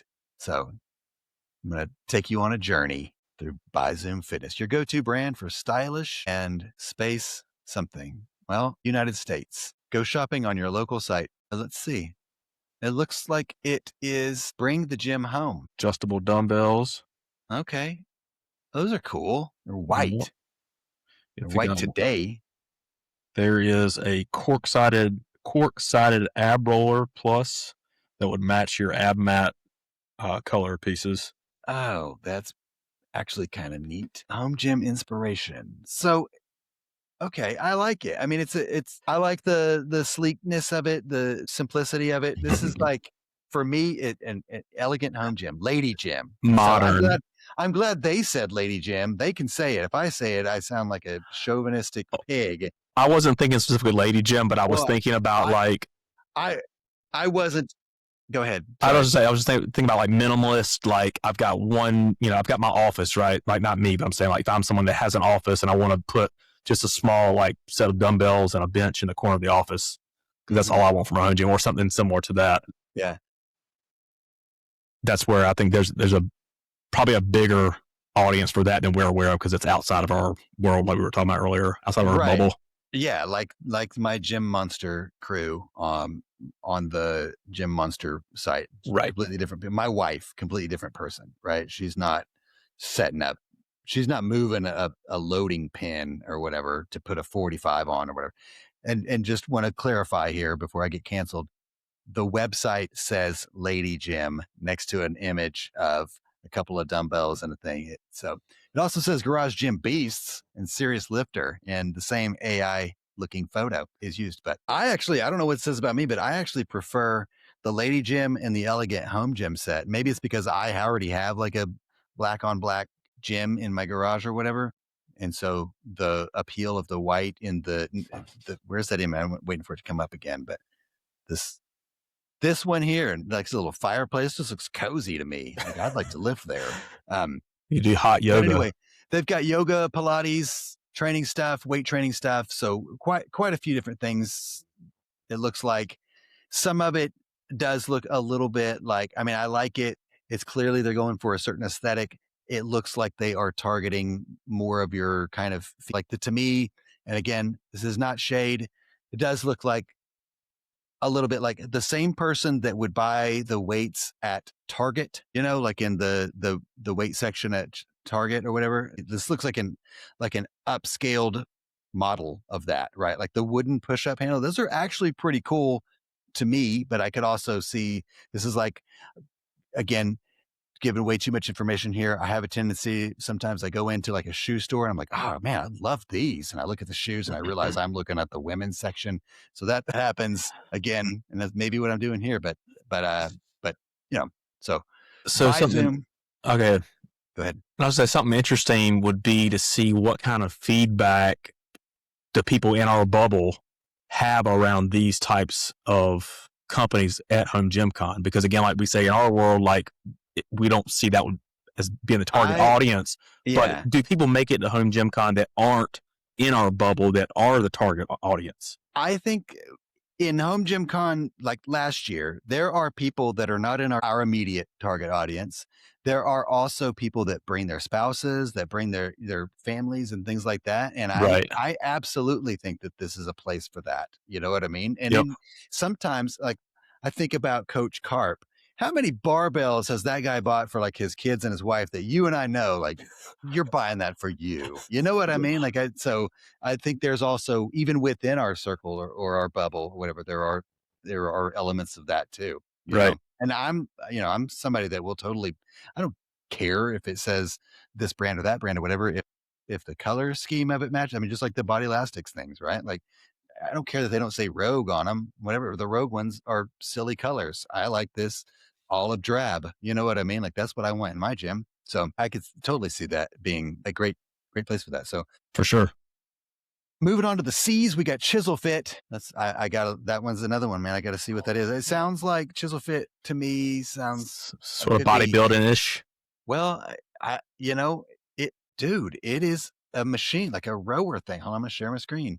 This is not what I thought. I thought it was going to be more of like a programming. You know what I mean? Like I thought it was going to be like programming, I guess. But no, this is some kind of it says rowing reinvented, and it looks like a rower that was inspired by, what are those things called on Star Wars or Return of the Jedi or whatever?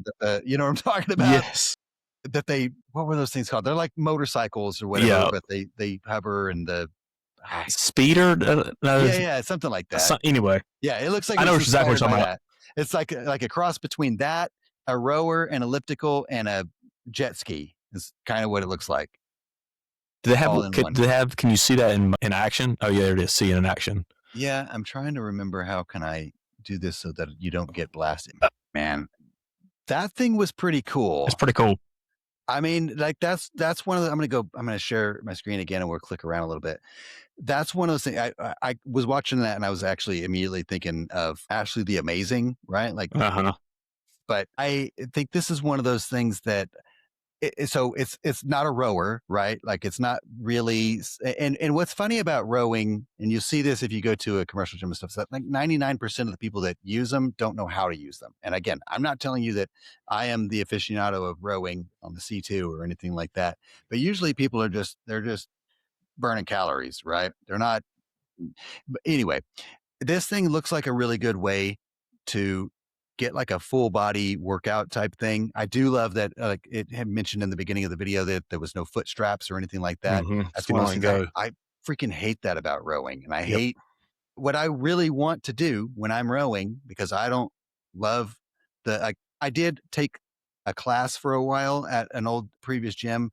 The instructor had been on like the USC rowing team or whatever. And so she taught us a lot of technique. And that's how when I'm saying like, see people rowing, and even in reviews and things like that, and I'm like, this person has no idea what they're doing. You know what I mean? But you see that a lot. And this is one of those things that's like, you don't have to be a rower to get what you're actually trying to do on it. You know what I mean? And I love that all the different things that they have attachments to it and stuff like this. I think about, this is probably not something that's going to speak to your home gymmer with a power rack, right? But for somebody who wants an all-in-one or like a more, to be able to do a lot more, something kind of space conscious, but then is also wants some strength resistance type training stuff. I think it's really cool, man. I love, like, I was watching that video thinking about HomeGymCon's past and this one, and how this is like last year it was a lot of new unreleased products. It was like the, what were they calling it last year? Like the year of the prototype, right? Well, this year feels like, already with some of these things that we've seen, it feels like a change. Like this is it feels bigger. I mean, this feels like a bigger home gym on bigger audience, a bigger crowd. And it's just, there's something for more people. And I think that's really cool. I'm like watching this. I'm excited about the product, but I'm also weirdly excited about what this product, along with some of the others we've seen, represents for HomeGymCon this year and the future of HomeGymCon even. Yeah, because that's a couple of companies now in a short amount of time that we've seen that are, kind of targeting the group of, I'm not going to dedicate my whole garage or an entire basement or a bonus room or whatever. I just want something that I can work out in the corner of my bedroom or the corner of my I don't want I don't want a treadmill, and I don't want, and I don't want an elliptical. I want to be able to, have a leg workout. I want to do, because that's what, you can do. It looks like you can do those things with this. A leg workout. I can do an upper body stuff. I can do, and that's pretty cool, man. That is actually really cool. So anyway, that is really cool, man. And I'm super stoked about this and what it means even for HomeGymCon stuff. So I thought I saw, like, what is this thing? What's this MMT? What is that? Okay, so this is a similar concept, but with like a stepper type thing, right? It looks like you can do upright stepper, or kind of a, I don't know, like you're climbing a hill, like a Jacob's ladder type lean, like a 45-degree angle or something like that on a stepper, sort of like a Jacob's ladder. Have you ever used one of those things? Yes, and Flex Marks the Spot just got one. Did he really? A couple weeks ago. He got it on Marketplace, I think, for like so cheap. I've seen them come up relatively cheap and not so cheap, and no matter which way, whether it's the newest version, the smaller one, or the original, I just don't have room. The interesting, his is in his garage. He couldn't get it down to the basement because it's just so big. The interesting thing about those is that they're actually really lightweight, and they're on wheels, and you can move them around really easily. Really? But yeah, they're such a giant piece that you just got to really dedicate. But I like them, man. Love it. Yeah, absolutely killer. This thing looks pretty cool too. If it does that same type of thing, I don't know. I'm just looking at these two, like, images of this versus the other one, the video of the other one. I get a little bit more excited about the other one just between these two products, but nonetheless, super excited. I'm glad to see. I mean, not that I don't like programming companies or anything like that. I think those are equally important, and probably even more important than machinery, but glad to see that this is something that we've not seen in whatever. Concept 2 will be represented there. That's pretty cool. I think last year was when Rogue introduced their rower that they use as like a direct competitor with C2, right? Mm-hmm. Concept 2 is going to be there. If you remember last year at the Rogue booth, I don't know if you knew this or not, but somebody broke the rower at the Rogue booth using it. I don't see that happening at the Concept 2 booth. Concept 2 is known for having, I mean, they're the gold standard when it comes to rowers. They have the bike erg and the ski erg and that stuff. And they're just there. You see them in, it's another one of those things, like I talked about with Abmat earlier.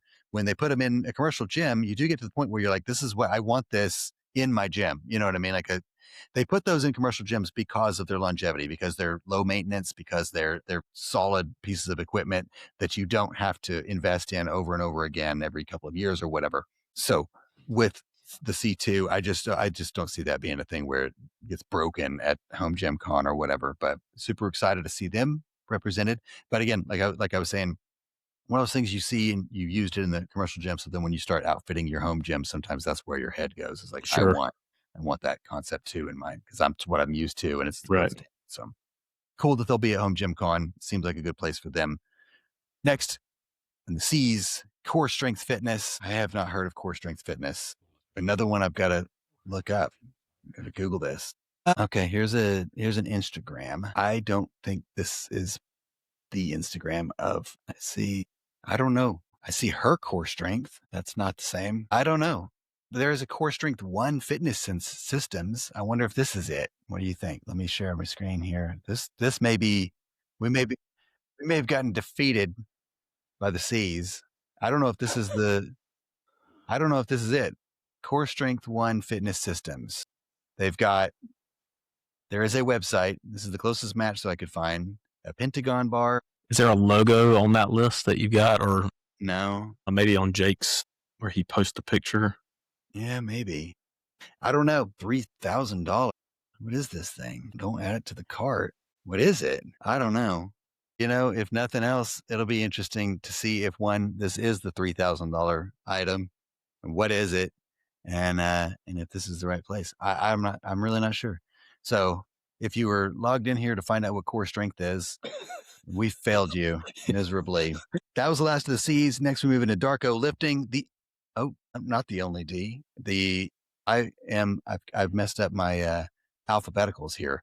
So Darko lifting, we know you've got the thresher pad, right?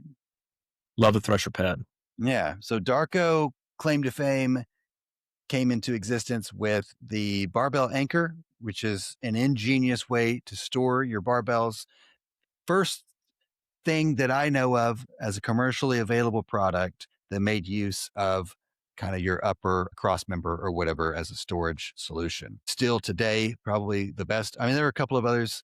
I know that Force 6 is one that makes one. I didn't see them they weren't at HomeGymCon last year. They're not listed on the list this year. I do think that's a company that, despite all the drama with the very small bubble in Reddit or whatever, not Reddit, I don't even, the other one that I get defeated by. I still think that company has a place at HomeGymCon. I mean, they're a home gym. The dude's a home gymmer, you know what I mean? Anyway, but Darko Lifting has since released several other products too. He's even got a set of grips for the track fitness, the track handle sport or whatever, similar to the JD Gym Equipped or like the platinum version. And then he's got some 3D printed, much more economical, like $50 a pair, something like that, along with some other things too, right? So Darko Lifting, be good to see him there. Last year, he brought a Voltra and had it at his booth. And then he also had one that he gave away. So I don't know if he'll be doing anything like that, but yeah, pretty cool. Executive Fit does those custom like deadlift platforms and signs and things like that. But mostly you see those deadlift platforms, and it does phenomenal work. I don't remember. I think I had him price me one. No, I think I had him price me a sign.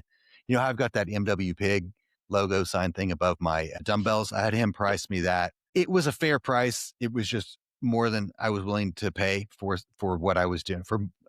I don't know. There are some times where I'm like, yeah, man, I'll spend 10 grand on that, but I'm not spending anything on that. You know what I mean? Whatever.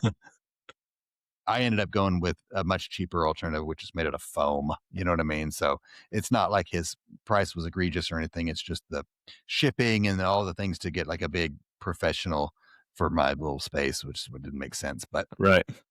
He does all the thing where he's like carves it out with a CNC machine, and then he uses that epoxy stuff to fill in the colors and stuff. It's got some really cool ones that I've seen. It's a very cool process. Yeah. Yeah. So check that out if you haven't already. That's Executive Fit. Also, I mentioned them earlier, Death Strong Equipment. Last year, they were right next door, like I said, to Mark at Bully Fab. Executive Fit, he has, one of the things that he has that he takes to his booths and stuff, I'd love to have one of these. It's a grip trainer. It's called the guillotine trainer or whatever. And it's like an actual guillotine, which is pretty cool. It's like a little miniature one that he takes to his booth with him. And then he also has the bench pads that are shaped like a coffin. And you can get the pad for your bench. And what I like about those is that he uses kind of a grippier vinyl, but then the padding under it. It's not just crazy thick like the fat pad or whatever. I mean, he may have one like that. I'm not sure, but it's like there's something about the density in the padding that I actually reached out to him after HomeGymCon last year and asked him if he would sell me the materials so that I could have my bench redone with that. And that conversation fizzled out. He wanted me to buy his bench pad, which I totally understand. It just wouldn't work with my shorty bench, my removable headrest and all that kind of stuff. But the concept of those that coffin shaped bench is that you get a wide pad on one end, a narrow pad on the other. So the kind of solves the argument of, for the narrow, I don't want to be a hindrance for my flies and things like that, but I want the stability and support during a bench press. So that's what that's about. And good dude, good company, all that stuff. So good to see that they're coming back this year. Sometimes, with smaller companies like that don't have just a ton of products, you kind of worry about, is this sustainable? Are they going to be able to make it and continue to make HomeGymCon as special as it is for nerds like us, right? So next one is called DefiPlate. It sounds like defecate. I hope that's not what it is. But hopefully it's a pun. It's or maybe DefiPlate. Defy plate. I don't know. DefiPlate is what it reads like. So let's check it out. Let's see what it is. Okay, I've seen this. This could be defecate. No, so they blended the words deficit and plate. That's where they come up with that, right? But it's not a traditional weight plate whatsoever. It's kind of a trapezoid shape, very long, and you put your bar on it and it gives you the weight at a deficit. So I guess rather than, traditionally people would have just regular weight plates and they would stand on something in the middle, like a stack of mats or something like that. But with the DefiPlate, you don't have to do that. So this will be interesting to see. Be interesting to see how this is received by deficit deadlifters. And maybe are there is deadlifting? I mean, I don't know what else you would deficit. No, I think it would just be deadlifting, which is interesting though, because when I first went down the rabbit hole of deficits, I reached out to somebody and they were like, I would start off with 3/4 of an inch and then work up to like 1.5 inches. Well, I only had 1.5 inches, so I went straight to 1.5 inches, which was fine. Yeah. But just looking at the picture, like it definitely looks like that would be, I mean, again, it's a picture, so I could be completely off. It looks like it'd be more than 1.5 inches deficit. So I don't know. Seems a little extreme to me, but it's just a picture. I just wonder if Mark Rosenthal, that's Deadliest Lift. Yeah. Have you seen his deficit? Yeah. Lifts? Oh yeah. Yeah. Exactly. And that's why I would like to try this out really specifically. This is another one because how low is that? Like, what does that feel like? I mean, in my mind, it's one of those things that I must have to try it out. Right. Because in my mind, I'm thinking, am I going to buy weight plates specific for deficit deadlifts or whatever? Am I missing something on deficit? Is there another lift that I'm going to use these for? If not, how is this different from, and maybe it's that, maybe it's just that, maybe I can, with this, unless you're deadliest lift and you're standing on top of a 20-inch platform and deadlifting with a ceiling cut out, so you can with a ceiling cut out because he's also 6'5" or something. Right. I mean, he was at HomeGymCon last year. He is a giant person. He's a big dude, but he also doesn't do your kind of traditional deadlifts. You know what I mean? Like he's contorted and twisted. And when he's deficit lifting, he's below his feet and things like that. So my thought is maybe this is more geared toward like your traditional deadlifter who is doing all the things where they're lining up their feet with the bar and they have like a process for engaging their lats and like a whole little setup routine that they do, because for that you can probably only deadlift enough so that the bar doesn't hit your feet, right? Like you can stand on something as tall as the bar is without interference with your toes if you're somebody that has to stand over the top of the bar, right? Maybe this gives you more of a deficit without taking away the room for your toes. Maybe that's what it is. Yeah, it's interesting. I don't know. I don't know. It'll be interesting for It's sure. a very cool concept. It's an interesting one that I'm going to have to try. Next company, I'm going to try not to mess this up. I believe it's Daeju Yindun Seiko Technology Co. Sounds good to me. It sounds Without seeing like, it. I don't even know. I have a feeling this is just going to take me straight to Alibaba. Let's try it. Let's just see. Daeju Yindun Seiko. Holy shit. Let's see what that is. Okay. They have a website. It looks like Alibaba, but not the Alibaba site, but it does look like it very well may be that. You know what I mean? Like, again, I'm not trying to throw shade. I'm just painting a picture for those who are not on the internet here, not watching us live. But yeah, so there's like looks like some Ghost Roller style training accessories and a Rogue style. I mean, it looks like Shandong Tate Fitness Co., located in Daeju City, Shandong province of China. Professional. I mean, they may be the one. This may be the factory where they make the products that we find on Alibaba and Temu and stuff. But I don't think there's anything wrong with saying that this. I believe that's probably what this is. You know, so that is, they will be there represented. So awesome. That'll be something that'll be, you know, it's always interesting to see those things also. So well, and that'll be a good opportunity, because I'm sure that, you know, Rogue and Rep are going to have, you know, their Aries and FM trainer and all that stuff, and all the conversations around import versus domestic, and, you know, can you tell the difference and whatnot? Well, now you have the opportunity to literally get your hands, you know, on both of them and see, right, is the name and the extra price worth it to you? Right. Dialed Motion will be there again. Last year they did the ATX thing last year, and they stole the show. Right, they had their little attachment for the leg extension, leg curl, bicep curl thing. Yep, super cool. They have a cool style about them. Their stuff does, and they also have a cool little origin story. Right, they're brothers. One of them likes to lift weights. The other one is an engineer, and then they bring like their girlfriend or something like that with them. It's just three. It was just the three of them. And it just seemed like me as an old dude, right, looking at them and stuff. And I'm like, man, this is their kind of time of their life come up thing. This looks like a really fun time for them. Do you know what I mean? Like, they're like, I don't know their real lives or anything like that, but me as an old dude and a dad and stuff, I was kind of like, man, that's a really cool thing that they're doing. They're probably being a lot more productive with their time at their age than I was at that same age.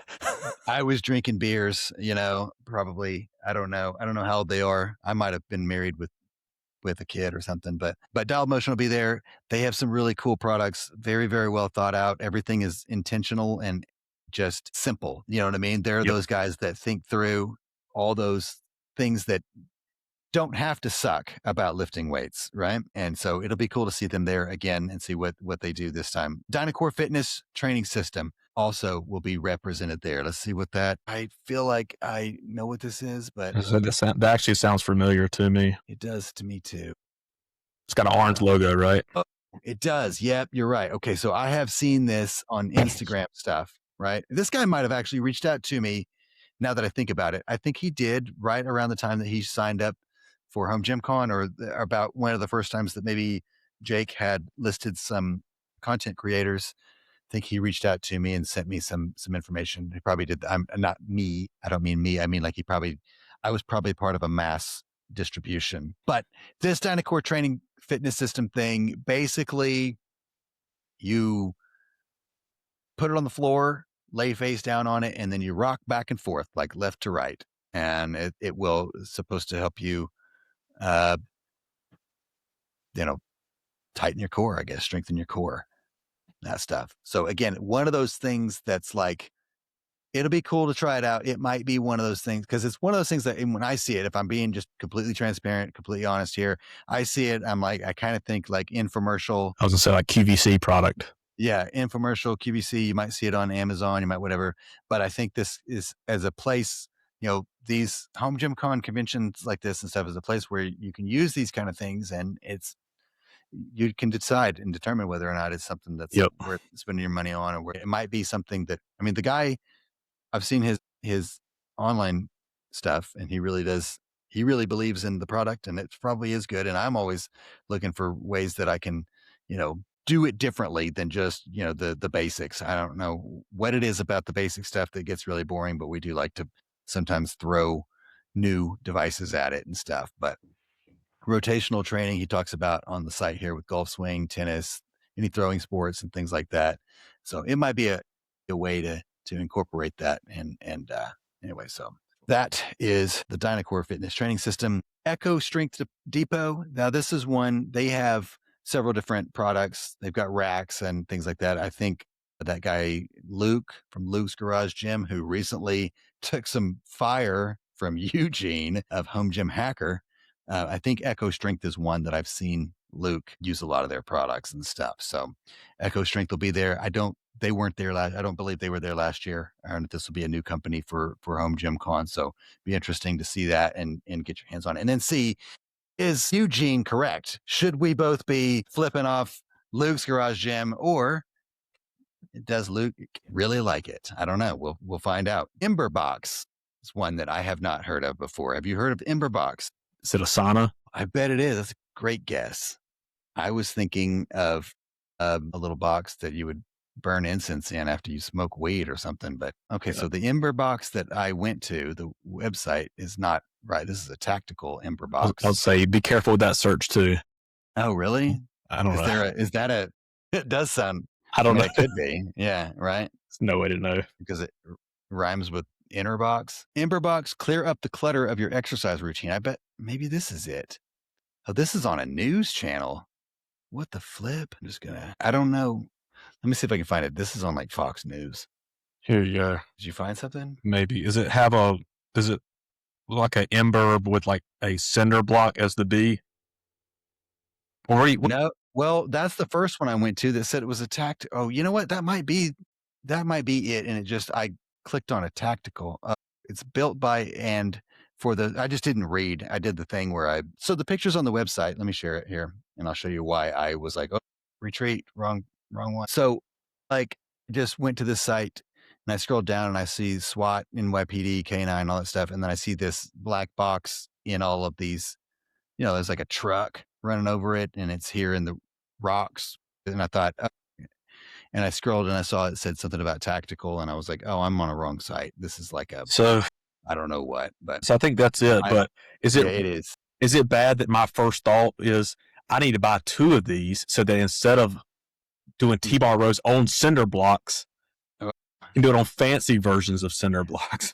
I was thinking that you needed to buy 2 of them so that when you carry one, you don't have to choose which side to carry it on so that you're not imbalanced. You know what I mean? Like you don't want that one trap to grow. Okay. So maybe that it is it. Maybe it is a weighted, this is maybe took some inspiration from a cinder block, made it out of steel and made it heavier. And, oh yeah. You can. Oh, there you go. Able to adjust 20 pounds up or down in seconds. That's pretty cool. That is cool. He's got some workouts and stuff that he does with it. First one is setups, and he uses it as like a ab amigo, basically, and goblet squats, pullovers, and it kind of replaces a lot of traditional lifts with this thing as a weight. So yeah, pretty cool. I could see how this would be appealing, especially a few years ago when we didn't have any freaking weights at all. All right. Emberbox Eve Company. Well, this is interesting. So here's something that I have been kind of bitching about. Eve Company. I'm not sure what EVE must stand for something, but Eve Company, it looks like they make things like they've got a lot of Voltra accessories, mounts, things like that for the Voltra, which is pretty cool. If you're into that, there's a lot of different options. But what I complain about, or what I've been bitching about, is that Beyond Power is not, you notice we got through the bees and we didn't mention Beyond Power because they're not going to be there. They weren't there last year. Darko brought one and he gave one away, probably worked that out with Beyond Power, I'm sure. But last year, and I'm sorry to steal the thunder here on the Voltra mount page. I think it's cool. I think it's awesome. And it's those who have Voltras absolutely love them. And they're always looking for new and better ways to mount it and to use it and add versatility. So Eve Company, really cool. Beyond Power, not being at HomeGymCon, not cool, right? I'm serious. So, yeah, no, I agree. Like they had Darko had one at his booth, and this was my experience, right? I'm an old man, dude, and I'm sometimes I need a little bit of encouragement whenever it comes to a new concept or an idea or something, especially whenever it comes to like electronics and things like that. I walk up to it. I don't want to break it, right? I don't want to mess it up. I don't really know what to do with it. I don't know what buttons to push. I'm almost immediately overwhelmed. And so I might do something like I push a button on a tool and I'll go like, oh, that's really cool. But then I don't know. They need somebody there to like demo these things, to get people to use it, to pull you in and show you why everybody loves this thing once they start using it, once they adopt it, all that kind of stuff. Right. And Spedience did that last year with their Gym Monster. And that's what that was my taste of the electronic resistance and stuff. I left there with like a full understanding of how the product works and how I would be able to use it, or even thinking about like my wife and stuff like that. And that's what they are missing by missing this segment of the market by just, I mean, it feels like, and I'm probably being a little bit dramatic here, but it feels like, even I felt like Darko was more interested in getting the Beyond Power of Ultra in people's hands so that he could probably sell his mounts or whatever. Sure. Not so he could sell, but you know what I'm saying? Like, well, no, probably, but he also enjoys the product and all that kind of stuff. Felt like he was more interested in getting it out here for all of us to share his toy with all of us than what Beyond Power really gave a shit about it being at HomeGymCon. Do you know what I mean? Yeah. So my question is, who's buying these besides home gym people? Well, I don't know, but they must have a market for it somewhere outside of home gym people. You know what I mean? Like, I think that their thing is to like get it in the hands of a NBA star that you would have to Google or whatever to know who it is. And then, they have a big outreach and maybe people will buy it. Yeah. But if you scroll through this page specifically here. Oh, this is home gym. And well, but but in general though, I mean, everything that you have to have mounts, like you got to mount these things somewhere. Yeah. So unless you have a power rack or some equivalent of that to mount it to, like, what are you doing with it? Right. Yeah. Yeah. I don't know. You're not mounting it to your Ember block or whatever. I guess you could. Yeah. You can make an Ember block mount. Next is Eccentric, and that, yeah, you know what you could probably do is use the little stand mount thing and then use the Ember block to hold it down. Eccentric is that one of those it's the K box, right? The flywheel training thing. Kurt Locker has one of these. Loves it. Yeah. I know Chris Duffin sold it for a while through Kabuki Strength. I think Jake has one of these also. It's a cool concept. It's a really old, like I remember being in like elementary school and they used this same concept to show us how children in the pioneer era would take a string and a button and like spin it and then pull it like this and use that same like scientific method or whatever of, to it was like a toy that we played with at Oklahoma Land Run reenactment. So maybe you guys didn't do that in North Carolina, but so Eccentric will be there. I think it'll be cool. I don't remember them being there last year, and I'll be interested in checking that out too, because I bet it's one of those things kind of like electronic resistance where when you use it, you're like, oh, I do see how it's just so much different than traditional weights. You know what I mean? Right. Fit Van Tour, the first in the Fs. How Fit Van Tour? I don't know. Fit Van Tour? Yeah, Fit Van Tour.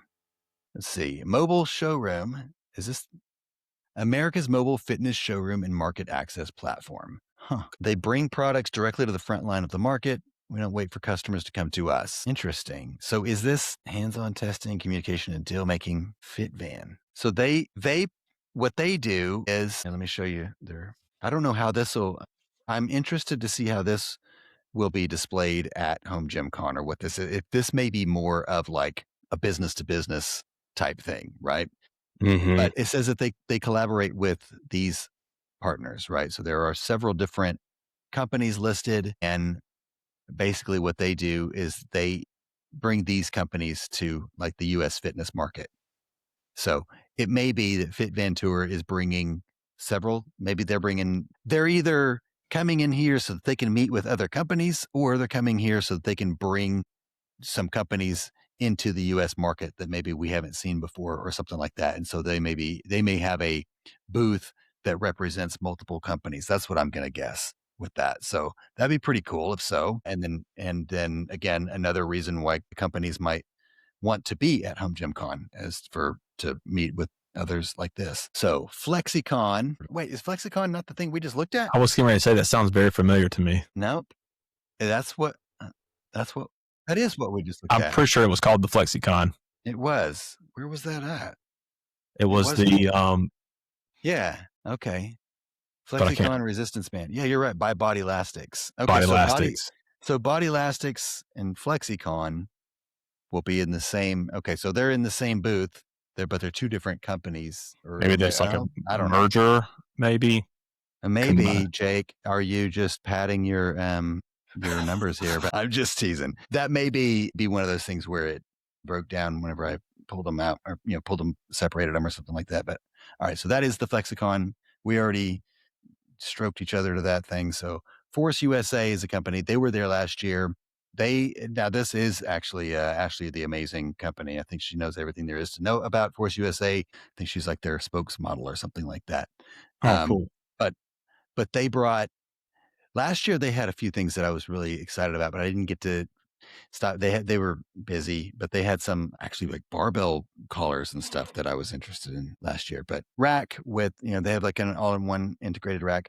I'm thinking it was Force that had Ankor on it last year, but I don't know. It's been a while. But they'll be there. Also, Freak Athlete. I'm excited to see their bench. I know there was some drama with the patent on it and that kind of a thing. At the end of the day, I am interested in, I like the removable headrest. Whenever I got the shorty bench, I was like, this is really seems so simple. I can't believe everybody's not doing this. So to have that fold down thing where you can use your chest on it and stuff, plus it's got other things that you can do with it too. And then the kind of 26-in-1 GHD thing also. I don't know. Do they have other products other than those two? Is that kind of their two main? I can't remember. All right. Sorry, zero help on that one. Yeah, that's okay. That's what I think. I don't know. I think Freedom Fitness equipment will be there. Freedom Fitness is actually, they were there last year, and this is one where the dude had brought he recently started doing the tiles. The tiles. He had the availability to do it last year, but recently started on his website where you can do like your own custom logo or something like that, like on your floor tiles. Pretty cool. He brought some of those as samples last year, and I took one home and still say that's the coolest thing I brought home last year. He has flooring. He does stuff like, he does some new gym equipment, but then also has some used gym equipment as well. And I've reached out to him for assistance and whenever I had some used commercial equipment in the past, I've reached out to him for assistance with how to tear apart a certain piece or something like that. Super nice guy, super helpful. And I always I need to buy the little transition pieces for the part of my rolled rubber flooring where I pull into the gym. I just haven't done that yet. I may actually reach out to him and see if he can like bring some with him or something, and I take it home if I end up driving. I haven't decided yet, but Freedom Fitness equipment, super into the home gym scene. And always worth checking out there first before you make any purchases for like rolled gym rubber flooring or used gym equipment or anything like that, and see if he can't hook you up. Freedom Strength Co. Not ringing any bells for me. Freedom Strength Co. Let's see. Okay. I think they were there last year. That is sandbags. These are sandbags. I'm saying that because the logo looks familiar to me. Let me pull this up and see if you. Oh, yeah. Yeah, I feel like I've seen these. That is strength. I'm sorry. That is sandbags. But they're mostly like, they're not like your traditional like sandbags with the handles, but like the heavy. They've got all kinds of them. Yeah, they've got the training bags. Training bags. They have Atlas bags. They have these Husafel bags. Oh, wow. Throwing bags, resistance bands, lifting gear, apparel, gym banners, all kinds of stuff. So the strongman sandbags is what I was thinking initially. These, yeah. You can't do that upstairs, right? I mean, probably not more than 25. I mean, I 50 pounds. wouldn't drop anything up here just because I'm like probably overly paranoid. But like I have a sandbag that I carry up here. I just don't like drop it and dump it. If I was going to do something like that, I'll take it downstairs to the garage or the driveway. Yeah. How heavy is it? It's about 80 pounds. It's about 80 pounds. Up over here. Yeah. That's a pretty good weight for picking up and sitting down and all that. Where was I? Freedom Street Co. Freemax? Sounds like Flowmax. I'm trying to find the logos on the HomeGymCon page. Oh, yeah. Let's see if that rings any bells. Freemax is stronger and safer weight releasers, 4-inch weight pen, rigging accessory. What is that? What are those? What do those do? I got distracted. I mean, that looks like a loading pin. That does look like a loading pin. Is it all one piece? Is there another picture? Weight releasers. How to? Oh, weight releasers. That is a loading pin. You put weight. Okay, there you go. Yeah, and so basically it's like overloading the eccentric phase of the movement. Yeah. Okay. Well, that's cool. Let me see if they have, this is probably one of those that will be in collaboration with another booth just because it's, a pretty small, as a partner. Well, I don't know. Maybe they have so many of these other products and stuff. They could have a standalone booth with as much stuff as they've got in their catalog just from their partner products like Bench Blocks and Wait It Out are their partners here. So I could see them.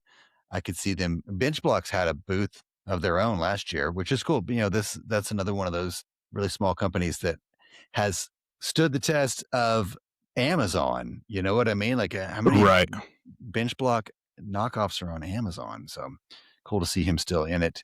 All right. So I bet they'll be, in and around those companies there too. I'm assuming, Bench Blocks wasn't listed earlier. I don't know. They might, I don't know.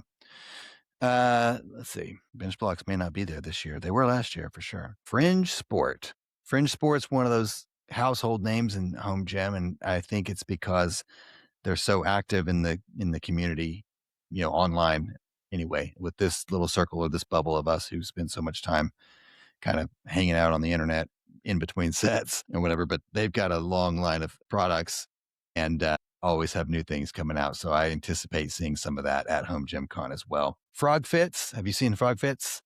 They do like kind of rack accessories. You can get like bolt covers, things like that. Mostly like 3D printed type stuff. A lot of customization, kind of the finer details and stuff. So be cool to see that stuff. I don't think I've seen it in person. No. I've got a couple of pieces. Oh, do you? Yeah, I've got the smaller one, like just for the actual like bolt head cover, and then like the bigger ones I use as my trolley stop for my glider. I don't know how durable it is. I haven't dropped it yet. I'm sure that what Bulletproof or even Bridge Built offers. Either one of those are probably a much better option than what I've got. But yeah, for the $10 or $15 that I have in for that and the bolt and the screws, it was worth it at the time. Yeah. All right. After Frog Fits, we've got Garage Gym Athlete, which is like a programming. Yep. Yeah, it looks like programming. He's got a podcast, so training programs, a blog, and that stuff. So it'll be interesting to see how that is represented at the at HomeGymCon. You know what I mean? Like what will he do to bring you into his booth and talk to you about your training program and stuff. Gentleman Fitness Club, they were there last year. They were really small. They had a couple of products there, and then they did a thing afterward where they wanted to kind of raise awareness, where they reached out to some people in the fitness community, sent them some products, and like a leg extension, leg curl thing. I think you had one. There was like a lateral raise, pec fly thing, and then also a belt squat. They also have some other items, but it'll be interesting to see if they have a bigger booth, a bigger presence this year. I know last year they didn't even have U.S. distribution, and that's what they were looking for. So it'd be interesting to see how they've progressed with that this year. GetRx and ZBEX, those were both side by side. So I'm guessing that these are going to be kind of a collaboration. Zebex has like rowers and things like that. GetRx is kind of a more similar to like Fringe and those companies there. They'll have kind of more full line offerings with barbells and racks and things like that. So you could get you could stay within their kind of ecosystem if you want to. So I anticipate they'll have a pretty big booth there, a pretty big display of products. Next up is GluteFlex. I don't know that I've heard of them. Sounds like glute training. I'm here for it. It sounds like I might need to scrub my search history before I, just hold on. They don't, if they have a website, it's not the first couple that I've clicked. I mean, it looks like it should be, but whenever I go there, it looks like the website is broken or something. But I think you're right. It's glute training. It looks like there's a GluteFlex upgrade kit and bar attachment and stuff. I can see this from here. I'll show you what I'm looking at here. But yeah, when I click it, it doesn't take me anywhere. Like I go to this and it takes me to a broken page. So, but if that's it, it looks like, some sort of I don't know, booty training. I don't know what else to say. The glute slide. Also, going to take a guess at that is probably going to be the future. The little of plate training. The plate with this, and you slide from side to side. Yeah, that's exactly like slide aerobics back when we were kids. Yep. And that's exactly what it is. Yep. You've got a plate thing on your foot. Honestly, man, it kind of makes me think of like, did you ever play baseball? A little bit. There's like a trainer for pitching that kind of, this would probably be, I mean, it was like it was actually a really good, they probably still sell it. It's like $400 or something like that, but you put your foot on it and it gives you can build like the timing and the feel of shifting your weight. Anyway, this thing reminds me of that for some reason. Nice. Let's see what else. Great Ape Grips. That sounds like I'm going to go with a grip, not a grip training tool, but something to help grip the bar or the pull-up bar or the attachment so that grip is not a limiting factor. It is. That's a good guess, but it is a grip training tool. It is. I bet you've seen this before. As soon as you see it, as soon as you're going to go like, oh yeah, I've seen that. So it's like this bag that you put your hand in. Sometimes people will use like a bag of rice, right? And you put your hand in the bag of rice and you do this inside that bag of rice. And that helps build your forearm strength and stuff. Interesting. I've never heard of that. So that's really very interesting to me. So this is something, so here it is. This is something similar, right? So Great Ape Grips filled with actual rice and 2 different size stress balls. And then, so they just have, it looks like a lot of different bags with different stuff, right? I bet the grip guys know exactly what this is about. Yeah. And this is probably like a bougie version. Earlier when we were talking about Arm Assassin, whenever I was like, these guys don't care about what there probably are some. They're like, no, I don't want a DIY bag. I want the freaking Great Apes Grips bag because it's nicer. Because it color coordinates with my gym. Right. And I need the mint one. The green. Yeah, exactly. We know all about that. So Great Ape Grips will be there. That'll be cool for those who are into that. If I have one, don't put your hand in my bag, dude. Get your own, is what I'm thinking. Grenade Grips. This is another grip company. I know this one, or I've seen this one. Grenade Grips make grip strength implements, things like that. Different shapes. Share my screen here so I don't.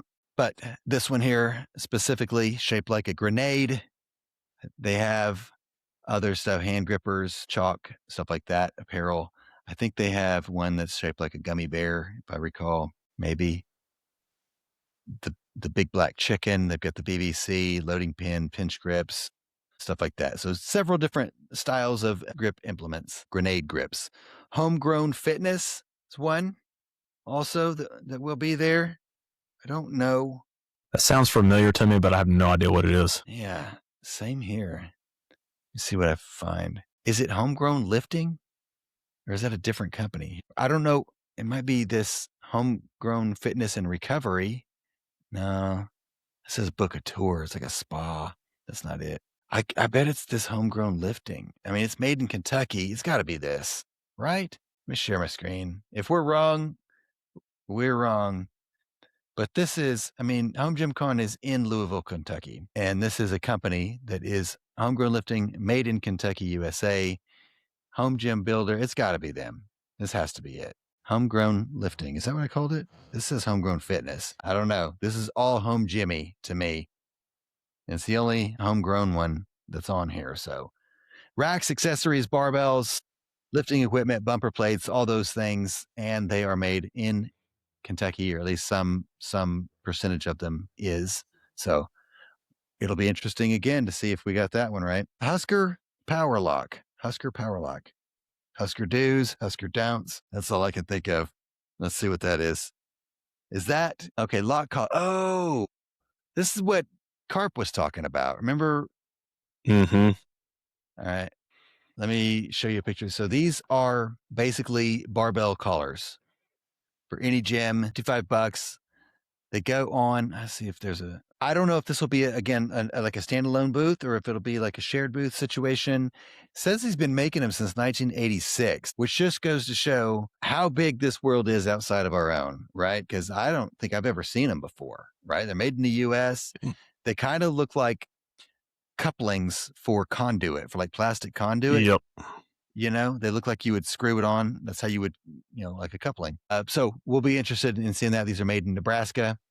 Guess that's where the Huskers come from. That makes sense. Makes sense. Yeah. High Rocks. Again, I don't know what Ashley the Amazing is doing on all up in this episode, but High Rocks, I associate that with her too, because she does the High Rocks stuff. I guess High Rocks will be represented there. High Rocks, if you're not familiar, if you ever heard of whatever reason, CrossFit got really popular and then died out, and High Rocks took its place. It's been rebranded as High Rocks. Yeah. It's very similar training, right? Yeah. But somehow rebranded. I guess they got away from some, I don't know what the purpose of that is, but yeah, very similar in training, and High Rocks is taken over. So that'll be represented there in some way. My guess, and this is me just shooting from the hip again, Ashley the Amazing is probably going to be doing some sort of a High Rocks workout at the High Rocks booth for some period of time. She did something last year with like the stair climber or something like that. Oh, cool. She's like the only one that lifts. You know what I mean? Right. This whole thing. The rest of us are just there to accessorize our gyms. Intech Strength will be there. Intech is made in the US. They have those super cool stainless steel dumbbells with the self-leveling end caps or whatever. Those are like, I don't know, $30,000 for a set of 5 to 100 or something like that. They will be, or at least years past, they've been a collaboration with Prime Fitness where they bring those stainless steel dumbbells and they display them on. And then also I think the weight plates. So Prime will bring a few items, and then the weight plates that they bring with it will also be from Intech usually. And that's how they'll be. I feel like it'll be the same this year with that. So another budget option then. Yeah, for sure. I've got the Intech dumbbells. I don't have the stainless ones. I have the raw steel, but I really like them. The only thing downside of the raw steel is I told myself I wouldn't care, but I do. I get real worried about them, getting touched and stuff like that. I bought a freaking fire and it is in my dumbbell rack to make sure that they don't get any excess humidity, to turn brown and stuff. But I've actually talked to the guy at Intech, and he said that there are gyms, some gyms buy that because of the same reason why I did. I was like, these, if I'm buying a lifetime purchase on dumbbells, I want them to last a lifetime. Right. And they will out, you've seen what happens to urethane dumbbells over time and stuff like that. Like they get busted and broke. And if one of them, I feel like if one of them gets busted, now I got to replace my entire set. Not really, but you know what I mean? Yep. But he said commercial gyms and stuff that have those that have fully rusted out or whatever, and they've got that patina that they want, like when they have to replace one or whatever, they want it to have that patina. They was like, there are some places that will like pay extra to get that patina to match the rest of their dumbbells and stuff. And also it is a protective barrier. Once it gets, but I'm not into that. I want it to stay shiny and, Right. and chrome. Iron Palace podcast will be there. I'm going to go out on a limb and say that is another podcast, Iron Palace. I'm not sure who runs that one. I haven't heard it. I'm going to go out on a limb and say they're not listening to Rep Rant Repeat either. But Iron Bull Strength, they were there last year, and they've come out with several new products since then. They do some pretty cool stuff. I know there was the drama with the snowman holes versus the whatever the other Keyhole and Flex Marks the Spot and all that stuff. Hopefully all that's under the bridge at this point. I never really fully understood that drama, but it was there, and haven't had much drama in the home gym space since then. Maybe a little bit, but not much. But they had one of the things that I felt was undersold from Iron Bull last year was their weight plates. The way that they do their weight plates, they're like stacked and then bolted together. I don't know. It's different. I don't know if I explained that well, but it's just a different style of a weight plate. They're really pretty expensive because they do also Cerakote and powder coat or whatever in custom colors and design and all that kind of stuff. But pretty cool to have those options available to us in the world. But he just finished up an all-in-one unit that's not exactly like the rest of them that should be out. It'll probably be there as well. It was pretty cool. I think that thing's like 15 grand too, right? It's fine. It's whatever. Yeah. Just put it on my tab. Yeah. Put it on the credit card. Iron Master will be there. Iron Master had brought like a rack last year, and then their benches and things like that. You know, they do kind of a lot of the all-in-one, and they're kind of one of the earlier bench attachment in the home gym space stuff, right? We've speculated recently, or for the last couple of years and stuff, that bench attachments are going to be more common moving forward in the home gym and stuff. So Iron Master will be there with theirs. JD Gym Equipped will be there. He's been there every year. He always brings some new cool stuff and prototype stuff that he had and things that are unreleased or not going to be released and stuff like that. So be interested to see what all he's got. What I regret last year was not trying that tricep attachment that he has. What do they call it? The triple T or something like that. Hadn't seen that. Yeah, I really want to try it. It's like $300 or something like that. And it's just one of those things that I've just never been able to stomach for some reason. But a lot of people that have used it swear by it. I would like to try it for myself and see if I can talk myself into taking one home with me. Kentucky State Police Recruitment Branch. Don't need to Google that one. I know exactly what that is. I probably won't be visiting that booth. Now, I would go and thank them for their service and all that stuff, but I ain't trying to be a cop, man. You got the stash for it. I guess they're banking on a lot of like local participants. Maybe, when I've been to some of those other things like the Rogue Invitational and things like that, they usually have a presence. Police and also military army recruiters and things like that are there, and they'll do the things where it's like they have like a pull-up competition and things like that, and whether or not it's a full-blown recruitment thing or it's just I don't know. I mean, it doesn't feel hardcore recruitment, but yeah, maybe they'll think of a local presence, and maybe they're looking for people that are into fitness. You know what I mean? Like, hey, you can pass this test.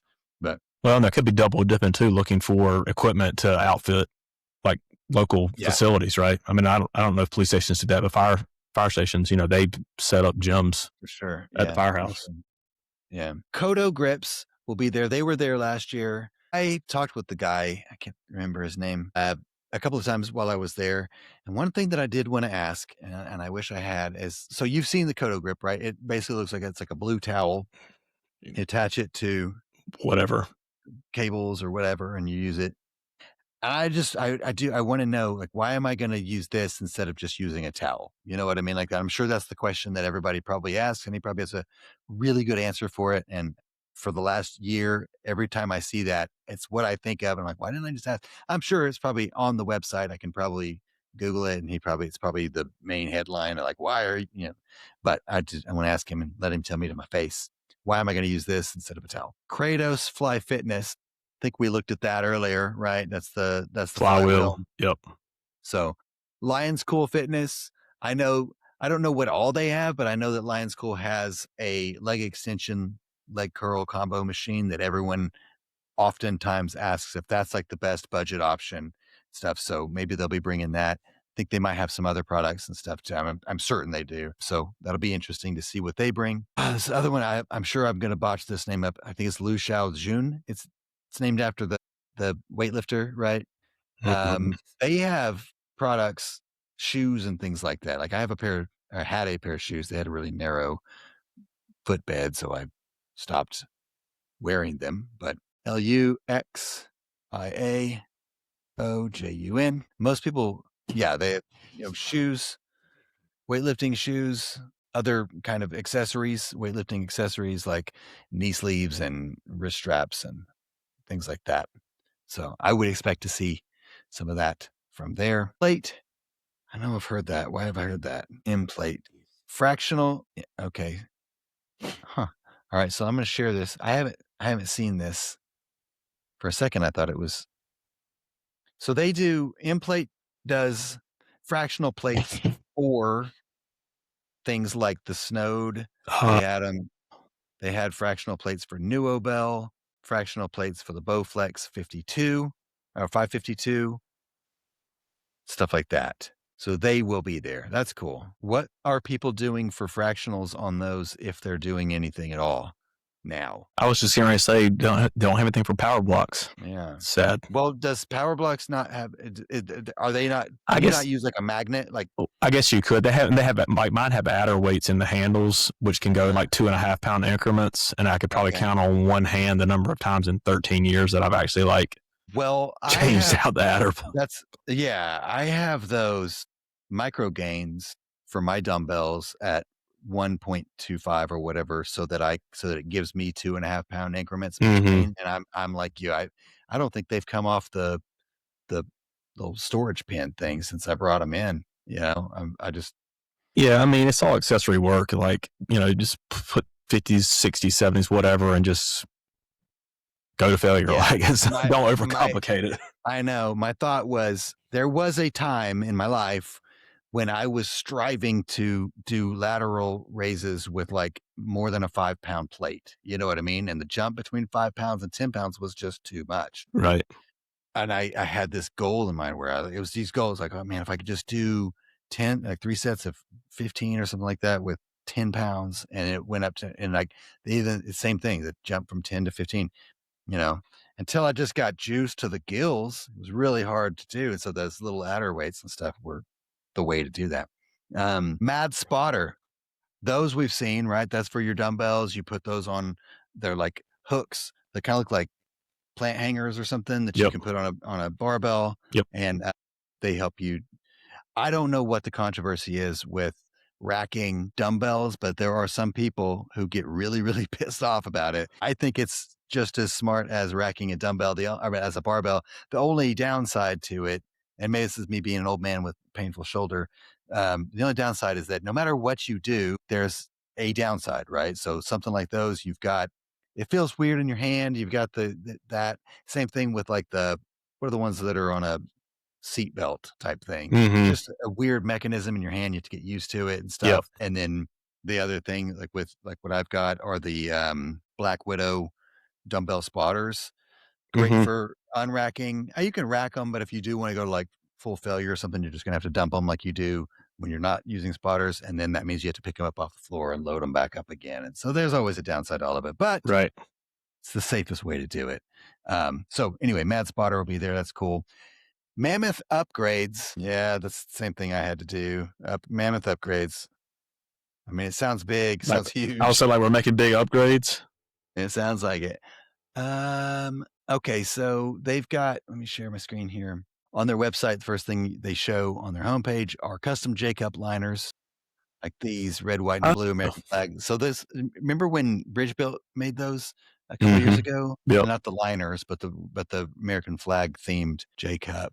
So they've got custom J-cup liners. Looks like some kind of 3D printed type stuff, right? Custom J-cup liners, Concept 2 accessories, retainer clip, Mammoth turf wheel kit for the Concept 2. For those who want to take it off-road. Interesting. Stuff like that. For those that really know how to row. Yeah. All right. So Mammoth upgrades. Massonomics will have a booth. Pretty good chance they'll be promoting gym radar, and they'll probably have some t-shirts, they'll probably have stickers, and they'll probably have a way for you to certify your gym. What else do you think they'll have at their booth? They will this year. They will probably have a 1 rep max leg extension competition.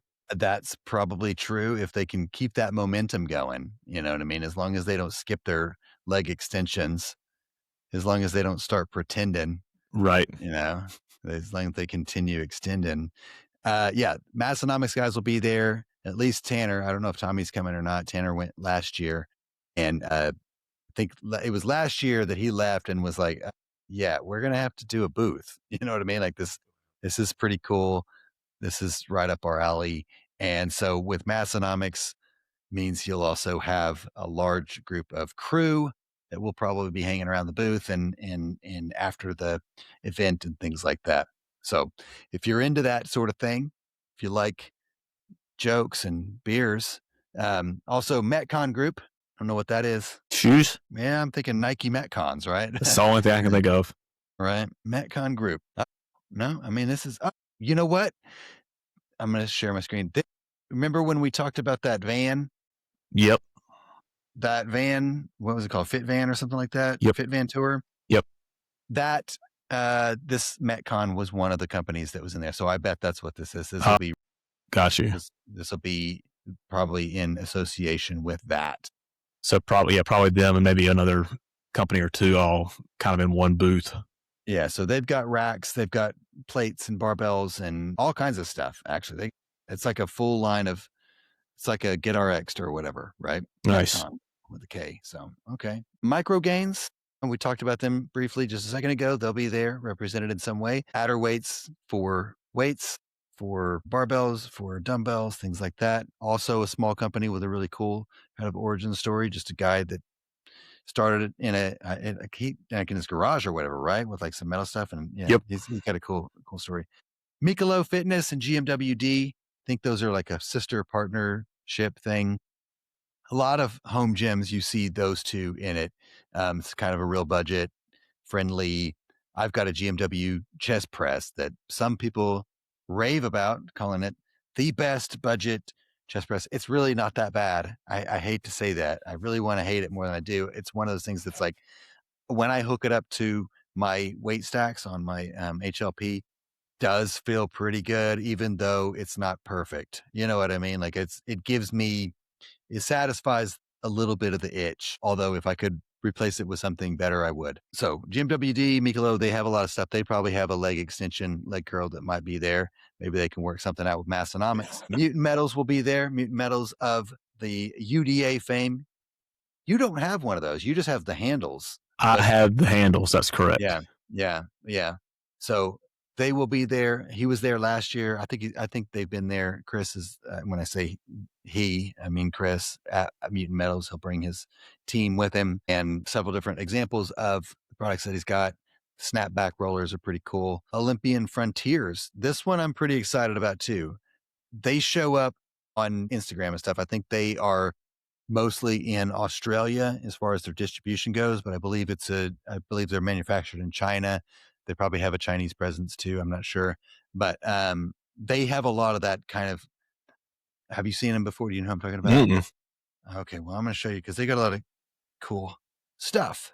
There was a minute there where I thought it was like a scam company because of I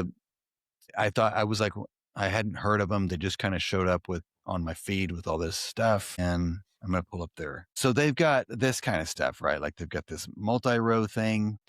Another one of those. It's like an all-in-one with the converging Smith. Yep. They have a lot of like stainless steel stuff. I think this was the first company that I saw.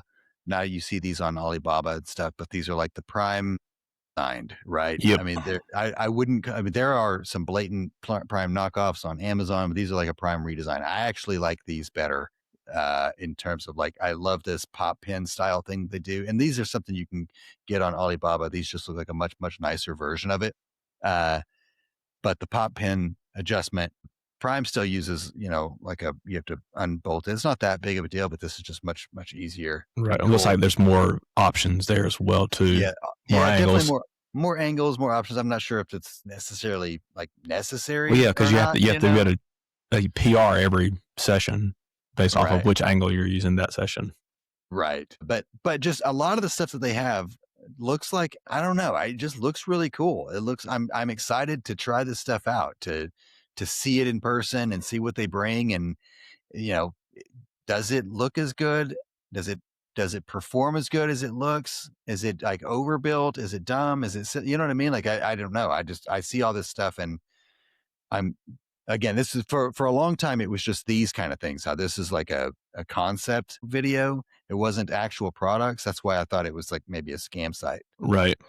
But it looks like they've got some actual products. And then there's always, there's pictures of buff dudes. So it's, it's got to be real. But I'm interested. I'm glad that they are planning to come and bring cool stuff. So that was Olympian Frontiers.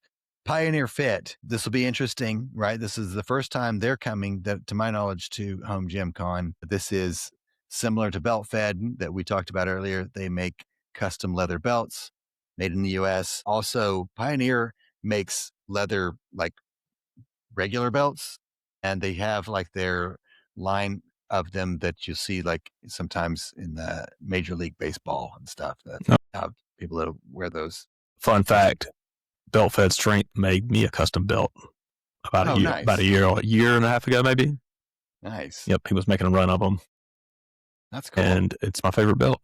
Sorry to get off topic. They're not still Pioneer Fits Thunder, but no, that's cool. I think it's awesome, man. Where else are we at? So Pioneer, Porter Phys Ed Fitness. This is another one of those cool origin stories. Yep.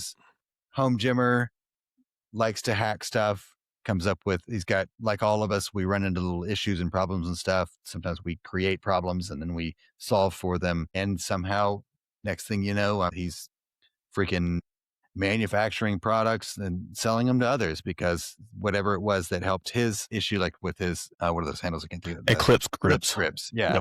Yep. He came as a result of him putting weird angle pressure on his wrist or whatever, so he made a shorter one, and seems like everybody else loves those also. So I know he's got a few other products and stuff that he's been working on that he blurs out in every image that he sends, but he's been ramping up for HomeGymCon to bring it this year. So I'll be excited to see how 2026 looks at the Porter Phys Ed booth. Power Bells, I think they were there last year, actually. Power Bells is, maybe I'm confusing. This is one that I think I see this with weighted out. This is one of those, it's kind of like a loadable kettlebell type thing, loadable dumbbell sort of, but it's, you put weights on the horn here and then you've got a handle and you can do different workouts. You know what those look like on those on the right? They look like they would be for like lateral raises. Like you would put your hand through there. Yeah. Right. Mm-hmm. Yeah. That is interesting. That is probably one of the workouts that they do with it. Interesting. I don't actually, and now that I'm looking at them, I don't think those are what I had in my head as from last year. So this may be the first year for the power. Primal Strength will be there. That is ringing all the bells. It's just not ringing all the right bells. This is not what I was thinking of. I wonder if this is another one of those from the Fit Van. I don't know, but they have racks. They've got some standalone machines, flooring, storage, all kinds of different stuff. So this will be another one of those. I mean, they do gym planning also, but like a full line of products and stuff. So I would expect to see a pretty big booth coverage from Primal. Prime Fitness will be there. Don't know what they'll bring. In the past, Prime has done some pretty cool stuff. Last year, I don't want to say they didn't do cool stuff, but they didn't give away their booth last year like they did the year before. They brought a bunch of, what they did was they brought stuff from their showroom and then they had to take it back to the showroom. I was like, really had my fingers crossed that they would send me home with the pendulum squat, but they did not. Or, I'd take those Intech dumbbells too. But Prime Fitness will be there. Again, I don't know what they'll bring. Last year, the pendulum was kind of their surprise. Q Rope is another company that will be there. I don't know what Q Rope is. Okay. All right. So this Q rope is basically like an endless rope.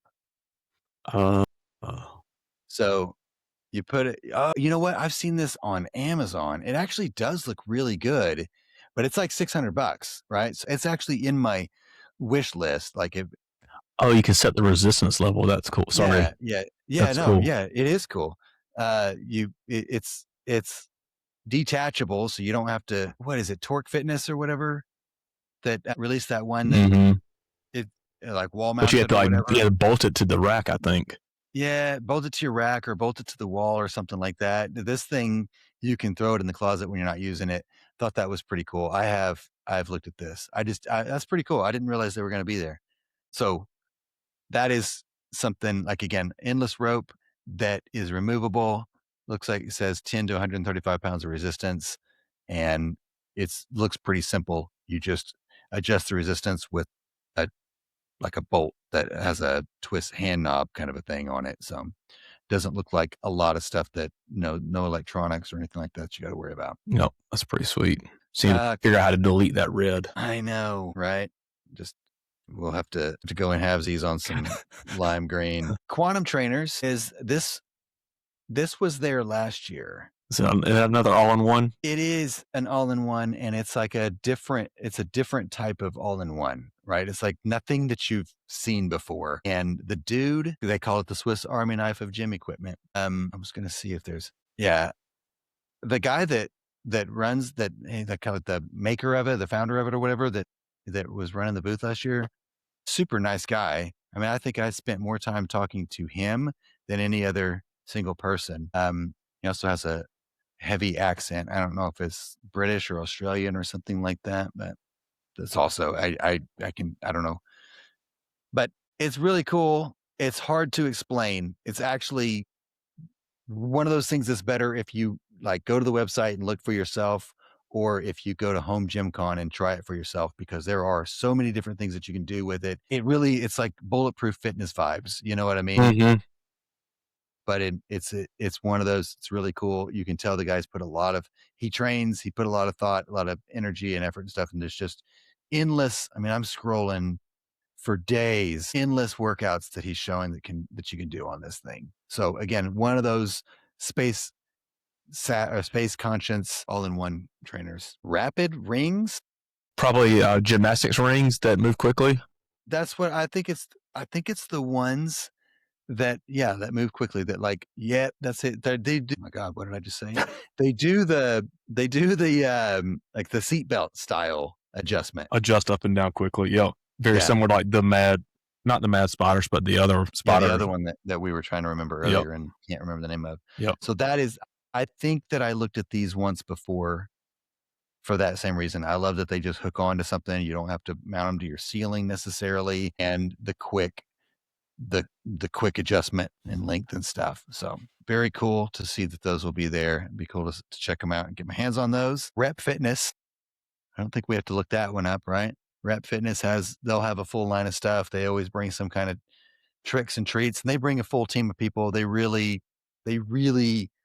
know how to cater to the home gym community, and they make their presence known and appreciated at HomeGymCon for sure. RitFit will be there. RitFit also last year, RitFit knows their place in the market. You know what I mean? Like they don't try to be the best, and they aren't the worst stuff. And you know what I mean? They make good gym products for a certain market group, right? And they stay in the pocket, you know. Yep. But they had brought last year one of those, what do they call that?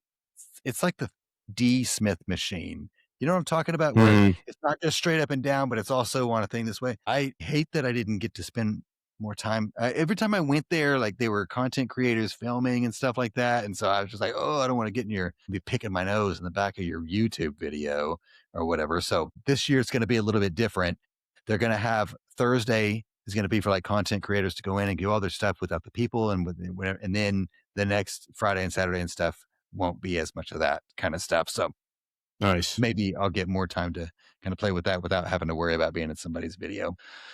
Rogue Fitness will be there. They always bring it, man. They have racks, and they have this down. It's like a well-oiled machine. This is not their first convention, and they bring a full line of stuff. So if you ever want to get your hand on every single knurl and barbell diameter and that stuff that Rogue has available, they bring walls of them, and it's really cool to see, even if it's just, it's pretty cool.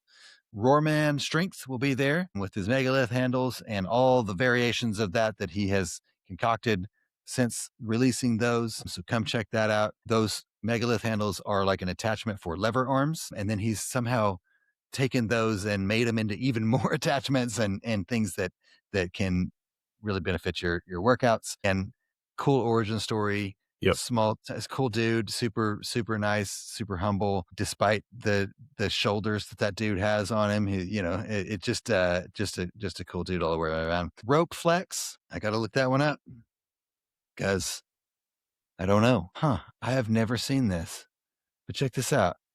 So it's not just a endless rope, but they have different renditions or variations of, including like a rower with a rope attachable on a thing. It's just a lot. There's a standalone station. There's a machine. This looks like a Jacob's ladder type climbing rope thing. Have you seen anything like that before? Like a climber? No, that's wild. Yeah, pretty cool. It makes me think about like, what do they do like military when they're doing the obstacle course? They have the rope and they climb over the wall. It's exactly what it looks like. I wonder if that's where they got the inspiration from. The rower is cool like that. I don't know. That's pretty cool. This is innovation and technology and that's Silicon Valley. All I can think about is tug of war training. Yeah, all of that, right? Rugged Fitness is another one that's going to be there. Rugged Fitness, rugged strength and fitness equipment. Let's see, they've got products. This looks like also another company that I'm just going to share it real quick here, but they've got power racks, lat attachments, weight horns, J cups. They've got full line, right? Another company that has kind of, you could stay within their ecosystem if you wanted to, with the bench and J cups, all that full lineup. So Rugged Fitness. All right. I don't know what Ryan J. Pitts Presents is, but his name's on the list here. Do you know what that is? Cannot wait to find out. Right. Well, it must be, let's see. When I Google Ryan J. Pitts Presents, founder of Stronger Grip. All right. So he's going to be at HomeGymCon. I see this is a HomeGymCon logo. So Stronger Grip is him. Looks like another one of let's see what. So he's got some grip implements along with the giant Thor hammer, mace, things like that. I think, okay.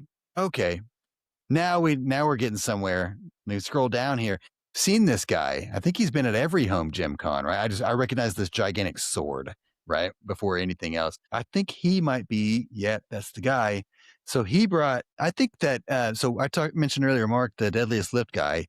I got a video of him lifting some of these crazy, like, I don't know what it's like, a barbell with these like 16-sided dice or 20-sided dice or whatever on the ends of it. And I think I've actually seen him. I think he's got one of these. Anyway, it's like a show. I mean, the dude, like in one of the years, he's dressed like this, like a carnival thing. And he's got all these crazy implements and stuff. And it's entertaining and it's strength and it's pretty cool. So definitely something to check out. That booth will be a place to be for sure at HomeGymCon. So yeah, I had no idea what the name of it was. So Shaw Strength. That's probably why it's Ryan J. Pitts Presents instead, because it's like a carnival show right over there. Shaw Strength.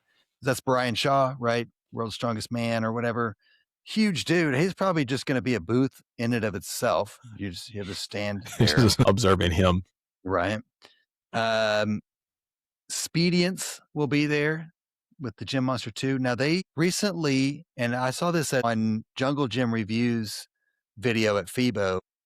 I don't know if this, but they have their version of the Nano, or not the Nano, of the Beyond Power of Ultra, right? Mm-hmm. The Gym Nano, something supposed to be very similar. He saw it. He was at FIBO in Germany, had filmed it, and I watched that little segment or whatever. And I think in there it talked about a potential release date aiming for December or something. So I don't know if it'll be at HomeGymCon, but it'd be a lot cooler if it was. And that's what I'm saying Beyond Power was missing. And I know the argument today would be, why would I go with Expedience over Beyond Power? And I don't know why you would, but maybe not today and maybe not in our niche. But if you get companies like this that are willing to make a product like that and go to places like this and put them in somebody's hand and give them that kind of full tour of the piece of equipment, that's where I feel like your value is going to be over, just throwing it on an upright and expecting people to figure it out. Do you know what I mean? Yep, That for kind of a sure. thing. So I think there's a lot of value in that. Now, also there are like 7 or 8, and I'm saying this because I'm looking at a list here that's in alphabetical, and we're in the S's. They're the stealth, right? So I don't know who they are, but there's 8 different companies that are to be announced still. And I think that I think a lot of that, I thought I had asked Jake at one point, I was like, do they do the stealth thing because they're trying to add some element of surprise in the end, where they're like, surprise, like it's, like, cause I don't know that that's a great method. You know what I mean? You guys wasted a But good surprise on me.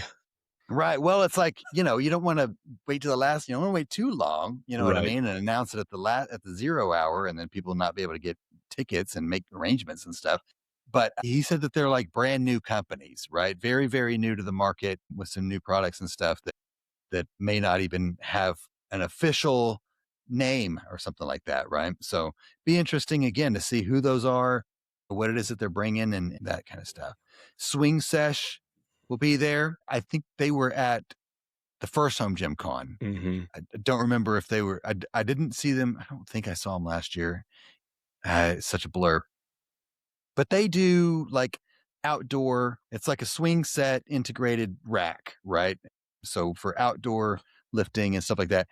I think that, and this is probably what their main idea is, but like my HOA in my neighborhood at one point had talked about some sort of an outdoor exercise facility type thing. Yep. And I was like gung ho swing sesh. You know what I mean? Like this is and that's, I think, could be really good for that kind of thing. We didn't end up doing it. I don't think we did anything, but anyway, Yeah, that should be there. I think Nick Gill's home gym hangout near where he lives down in South Carolina, they have one in his neighborhood shortly Oh, after. really? I don't know if it was Swing Sesh or not. I want to say it was, but if not, it was something very, very comparable, and it was in that same exact situation like you're talking about. Yeah. So Yeah. So definitely reasonable to believe that there's a market for that outside of our little home gym bubble. Yep. PRX Performance, right?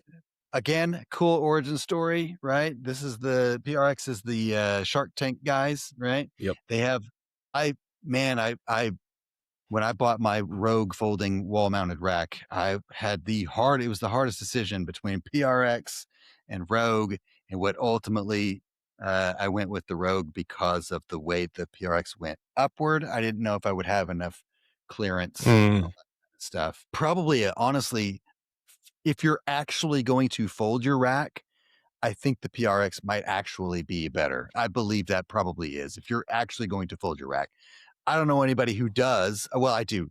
I have a buddy who did actually fold his rack for like years because he had to. It was the only way he could have a rack in his garage. He had to park his cars in there and that kind of stuff. Most of us get those, and then we ultimately decide that it sucks to fold it in and out every time you want to use it, and you find a way to stop needing to park there or something, But yeah, there was a guy. It's funny you say that. It was a house down the road from us. Randomly one day, I'm driving by, and he has his garage door open, and he has a PRX rack up on the wall. Yeah. And my thought always with that is, for the people that do put it up and down, that it turns out to be an annoyance, do they actually end up getting to the point where they just don't use it? Like, because they don't, want to move the car, go through the house, or they use it less in the winter months than the summer months because it's cold outside. Like, those are questions I have. That's probable. It's one of those things, no matter which one it is, whether it's the Rogue or the PRX or whatever, if you don't have to fold your rack, do not get a folding rack. You know what I mean? Like, do not, because you're just adding a layer of complexity, multiple layers of complexity to an already complex process. No need. You know what I mean? I learned that the hard way. I really thought I hadn't gotten comfortable with the idea of just taking over the garage. I mean, I had still like tools and stuff down there. You know what I mean? Like I like big tools, like a table saw and a router table and stuff like that from woodworking projects that I used to enjoy. And just wasn't ready to give all that up for the gym. You know what I mean? So I Right. thought I can share the space and all that. And also you got to ease the wives into this. You know what I mean? Like you Right. can't, not everybody's wife is as cool as those who are like, yeah, fuck yeah. Let's just make us turn our living room into it. You know what I mean? I mean, it's taken you a decade or more. This is what, gym number 3 or 4? 13 years in the making. Yeah. 13 years in the making to get to where it's like, okay, this is a part of your life. Right. It's okay. You can have a little space upstairs Right. or whatever.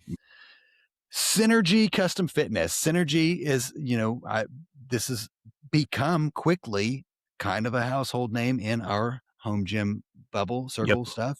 They do a lot of really cool.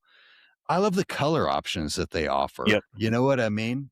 Carlos is kind of the guy that I think of behind the company. I know there's a lot more there, but very friendly, personable, always outgoing and ready to meet with people in the community and things like that. But I think they have like that hot pink uprights and stuff like that. And I'm always like, man, I really think that would stand out in my gym. You know what I mean? I would just like pop in there. And if I just, everything else is black or whatever, but if I just had like a hot pink dumbbell rack or one of the, something, I don't know, but they do some pretty cool storage solutions and they always do something a little bit different than what's already on the market. It's also made in the US and that stuff. So really cool. Synergy Custom Fitness. I'm glad that they're coming back again this year for HomeGymCon. They had a great looking booth last year, right on the opposite side of the Prime booth and just directly across from Darko's. Let's see, who else did we have? Takeover Strength, right? That's cool. Who would have thought when they took over Kabuki that they would still be, I didn't think they'd still be here and still be in HomeGymCon and stuff today. They were here, they were there last year. I don't know. I think when they took Kabuki, I was saying that because they're called Takeover Strength. When they made the transition, when they salvaged what was left of Kabuki and did all the things to try to get away from all the things that Kabuki was when they came into it, I did not think that it was a passion project or anything for. I felt like he was just gonna cut his losses soon. Try to get this thing up to something where somebody might buy it from him or get a little bit out of it if he could or whatever. But and I think it's cool that he's still building the brand and that stuff. So I'm glad to see that they are going to be at HomeGymCon. So I hope that they get whatever they need from it in coverage and all that stuff, and that people stop by the booth and all that. Man, they made big news last year with the quad send. This year, I think it's supposed to be delivering soon. So I don't know what they'll have. That thing took him a long time to come up with and stuff. Last year they had a ton of machines and stuff. I enjoyed being able to get my hands on them. There were some, like there was that multi-flight version 1.0 or 2.0 or something like that was there last year. I was kind of set on I might be ordering one of these before I leave. I did, however, talk myself out of it beforehand. I think ultimately for me, I was like, I know myself. And if there's any way I can, this is just a stepping stone. If I do this, you know what I mean? I'm going to end up. So I just waited until I could convince myself that the Prime would be a better suit for me. And now I've got that one delivering probably around the time of HomeGymCon. So nice. It was, again, one of those things where it saved me probably a few $1,000s. Not that it was a terrible machine or anything like that, but that it was enough for me to know that, like, I know at the end of the day, I know myself. And so the Betterfly will be there. Have you seen that? Those indirectly, I have seen clips of people using them, but I haven't gone down the rabbit hole yet. Yeah. So it's basically, it's like a cuff. Right. So you hook, it's like a cuff, like you would use for like an ankle cuff with a functional trainer or something. Do it around like their that. Forearm, right? Like right below the elbow. Yeah, they do it around their forearm, below their elbow or whatever. And it's like chest flies, but it just completely takes out your grip, takes out, elbow placement and things like that. So in theory, you'll get a better pec activation and things like that because you're taking out a lot of those other kind of things. So I think it's one of those things where it probably is really good. It probably is better to do that with, in conjunction with other things. I just don't think there's ever any one single product or one single way that's going to be the absolute best way to do anything. But I'm interested in checking those out because I have these wrist cuffs from a company that no longer makes them. I can't think of, it's called like the isolator cuff or whatever.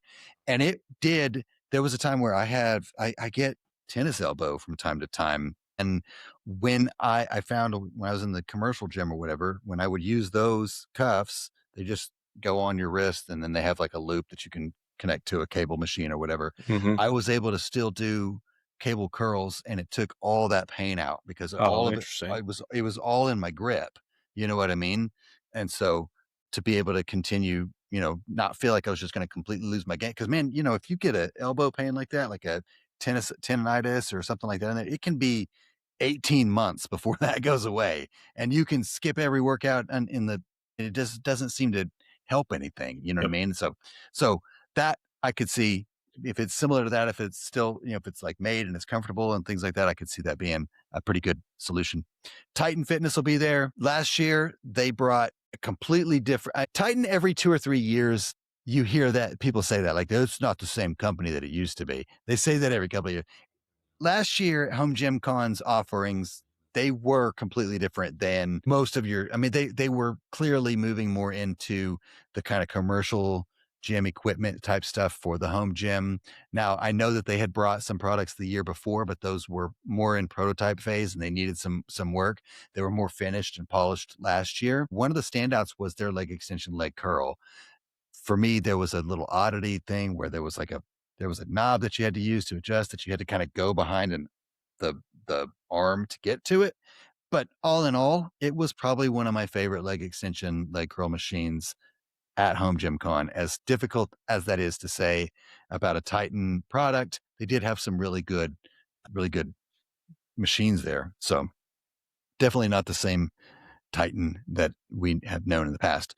Torque Fitness, right? They do like the sleds. We talked about the endless rope that you can mount to your rack or you can mount to a wall. They also have like a ski erg type thing that you can mount up there. So I don't know if they'll have a full on booth, but they have enough products to do it. You know what I mean? Just in the tank and what do they call it? The tank. And then they have like the smaller one, the sled. Is that what that's called? I don't know.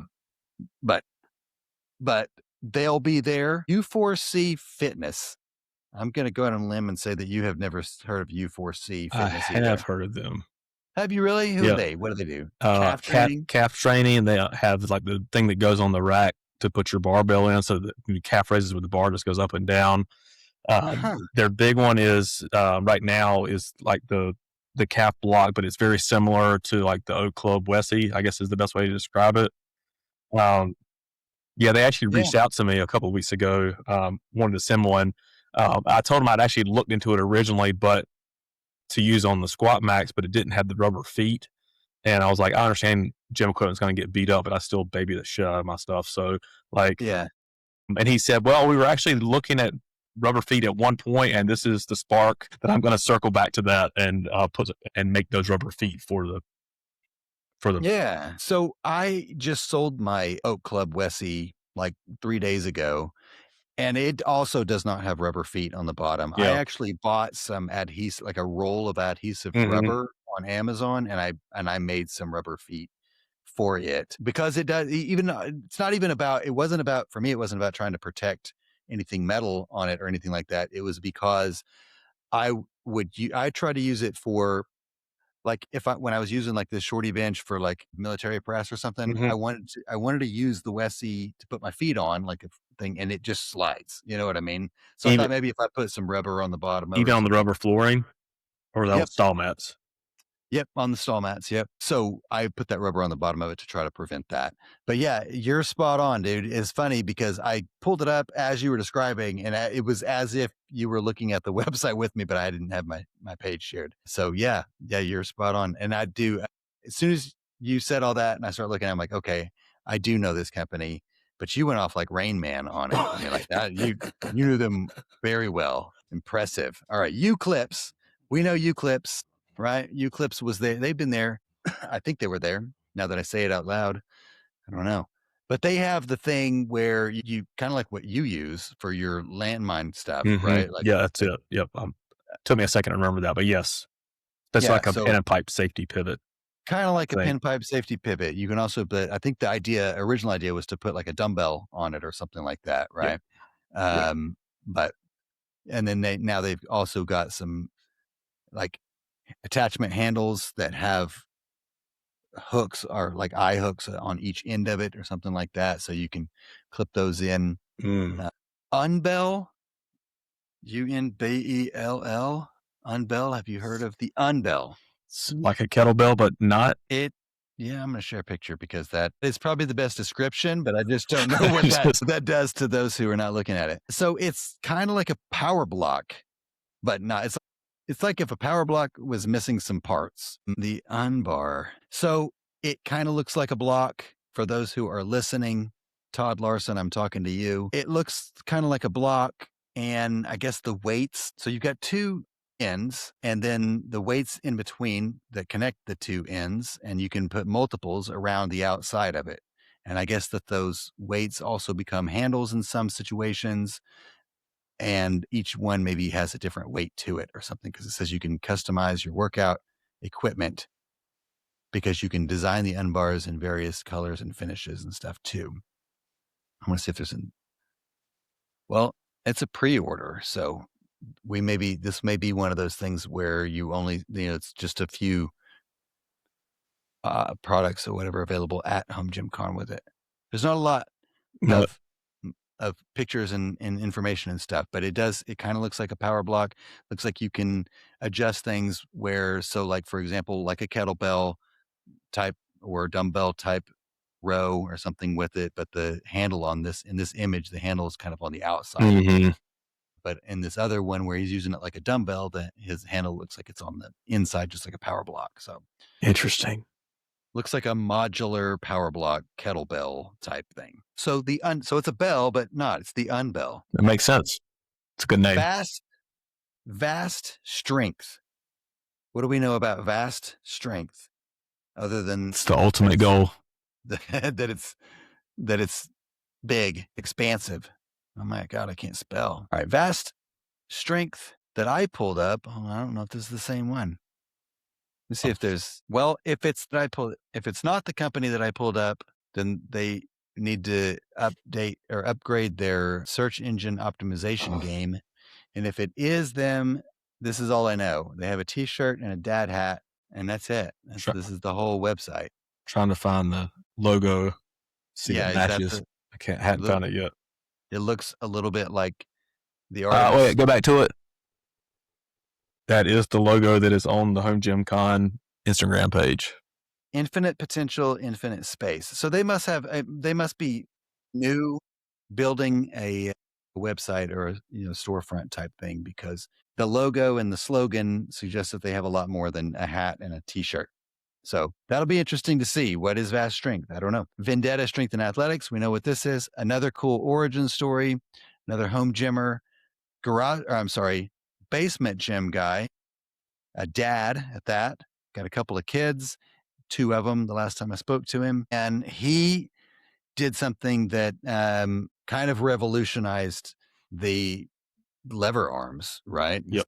So he started out with these attachments that would so before Vendetta, lever arms were pretty stupid. There were a lot of setup, and they were just never going to be what you really wanted them to be. It was a good idea, poor execution in terms of like probably good for the functional. They were just to be like jammer arms, hammer strength and stuff. They have like a jammer machine that is for that. And that's really all there was, like these dynamic moving things. But people moved out of the commercial gym into the home gym, and they wanted to bring that commercial element in. And so they wanted them to be, a chest press, and they wanted it to be a lateral raise, or wanted it to be an overhead press machine and things like that. They wanted to replicate these machines that we left in the commercial gym when COVID shut the world down. And the problem was we couldn't it was too much setup. So we were using things like spotter arms to try to set them up. And then if you didn't get them the right height, then you had to take everything apart. So these gave us those stopping points that you see on every set of spotter arms now,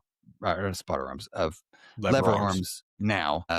And just a cool, I mean, I started getting really into this space because I always thought, man, it'd be really cool if I could do something that solves a problem and kind of I don't care about influencing people to buy things or whatever, like an influence. I want to influence the industry to do something that helps other people solve a problem that, we all have some of the same problems and stuff. That was a problem. And he did that. And that's a really cool thing that I look up to. So Vendetta Strength and Athletics, he's got other products too, and some that were unreleased. He had at HomeGymCon last year.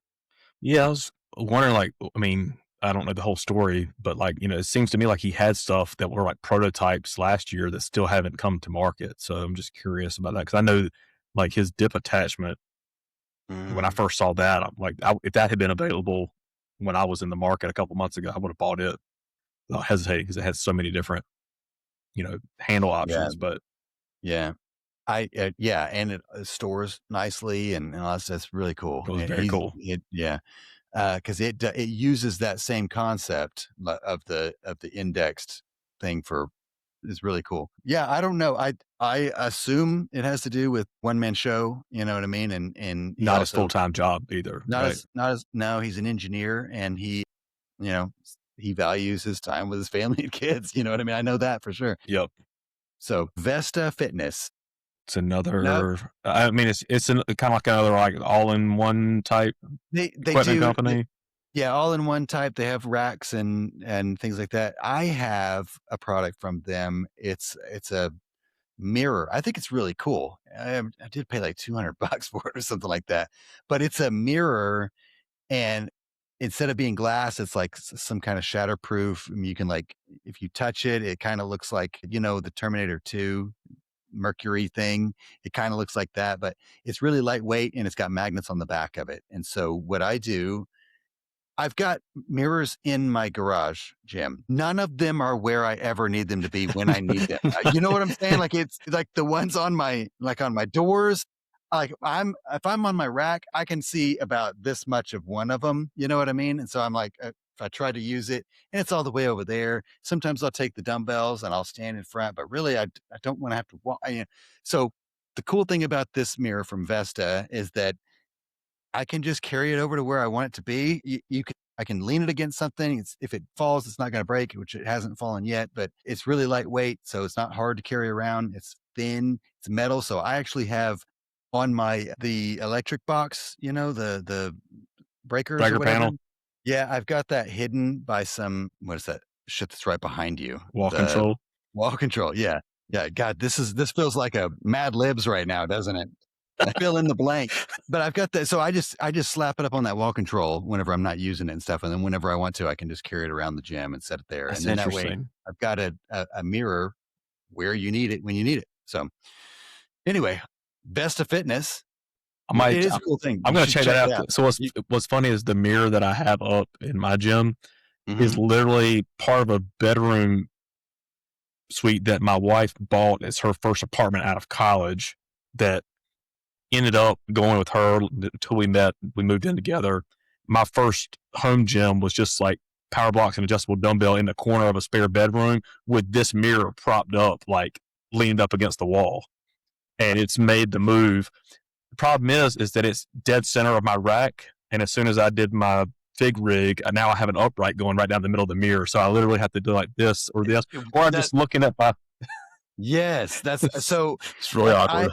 I used to have mirrors behind my rack, like when I first started, and it was like, if I was in my rack, if I was facing the mirror, you know what I mean? I was like, everything was just right there and stuff. And then as my gym has morphed, I've gotten less space for the mirror. I'm like, I put less value on where the mirror goes and more value on hanging stuff on the wall and things like that. Right. So, but then it was like, I couldn't throw away the mirror. I don't know what to do with it. And one of them I actually took, so I got those, those big mirrors from Lowe's that are kind of a common staple in home gyms. I bought two of those And I don't remember why I had to do this way, but I had to have one of them cut in half so that I could, it's so that I didn't have a seam down the middle. So I had one big one and then I had two shorter ones on each side, and the rack kind of hid that crevice. Well, now where it's at, it's still like that, but it's like on the other side of the gym. I'm facing it whenever I'm on my chest supported row machine, but just like you, where those two meet, it's like here, you know what I mean? So it's not even like dead center, but it's like this. And so I'm constantly like, you know what I mean? Like I can see it and I'm trying to like find myself. Yeah. We got one eye going either side of it.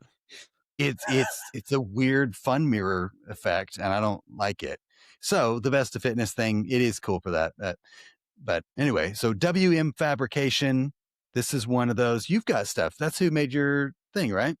He made a goblet squat cable attachment, which is actually a very, very clever design. We'll shout out to him on that. And he's like an hour away from me in North Carolina, which is kind of cool. Yeah. Yeah. He's got a lot of stuff like that. Like home gym design. Home gym design, like cable attachments. And he's also I think he's doing a fair amount of actual like full on machines. I mean, it's obviously it's not going to be like prime type stuff, but it's going to be like, I mean, it's custom made type stuff. Yeah. Awesome. So it'd be cool to see what he brings. Yeah, for sure. For sure. Weighted Out. I've gotten a few things from Weighted Out. I have that revolver thing with the Savage lateral raise. It's like the best use scenario for that. That and like if you're into the grip stuff, I had bought one of those like skulls and a loading pin. Didn't take me very long to start being like, man, every time I want to add more weight to this, I got to take this thing off and it sucks. And with the grip stuff, you're not adding 10 or 15 or 45 pounds. Yeah, it's like a weight. And when you get up to where it's, I mean, a pound makes a difference, you know what I mean? And so those were a really good use for that also. He actually has, I think, the thinnest weight plates on the market at Weighted Out by like, I don't know, millimeters or something like that, thinner than the X Master Chromes, but still thinner. And I know there was a while, I think his stuff has gotten a little bit less crude compared to what it was in the very beginning. Like I remember there being a video that Coop did on Garage Gym Reviews where he was reviewing those and he was like going along the edge and like cut his finger on it. Now those things are like he's deburred them and stuff like that. But yeah, great guy that runs the company, super into making the company work. And he does a lot of things outside of the box. You know what I mean? Like he makes a lot of things that are like kind of out there and, you know, throws it up and it's pretty cool. So it'll be cool to see what they bring. Also, I know last year they had kind of this concept barbell with like these free floating kind of hands and stuff where it was like, you know, and I've seen kind of it was a very crude model of it, but I've seen kind of a more refined version of something that he's working on there too. So be interesting. Again, I don't know what Wildman Athletica is. It's worth a Google. It's going to require a Google. Kettlebell workouts for all, it says. Good. 1 second. So let's see. Kettlebell programs. I think, so kettlebell training programs, I think that's important if you're going to kettlebell. Do you know what I mean? Like, yeah, I agree with that. I bought a bunch of kettlebells thinking that I would get into kettlebells and I used them maybe never. And I ultimately got rid of them. But it's because I didn't really know how to work them into my programming. You know what I mean? Like I'm like bro split. You know what I mean? Like pretty simple, especially now with like machines and things like that. So it's like, where do I fit that in? Where do you fit in kettlebells to? I'm doing bicep curls and tricep push downs on arm day. You know what I mean? Right. And so if you do want to get into kettlebells and things like that, I think you do have to be intentional about programming. So this will be cool. This is something that I think otherwise they're just not, you're going to treat them like door stops or an ab amigo and you know what I mean? Or whatever, and not really get their full use out of them. But they are, I know the people that use them and stuff like that do really get into that. So cool. Williams Strength. and Tsunami Bar Sports will be there. Now, Williams Strength makes a lot of gym equipment. They make all the Elite FTS stuff. All the stuff for Elite FTS. Yep. I know Basement Brandon has some stuff of theirs in his gym.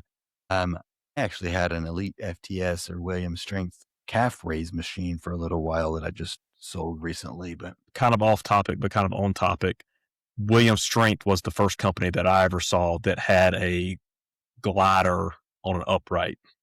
Oh, really? And after this, I'll dig through Instagram where I can find it. But I remember I actually reached out to them when I was planning Home Gym 3.0. This was before Surplus Strength even came out with their UPS, because I was still trying to figure out what was going to be my cable system.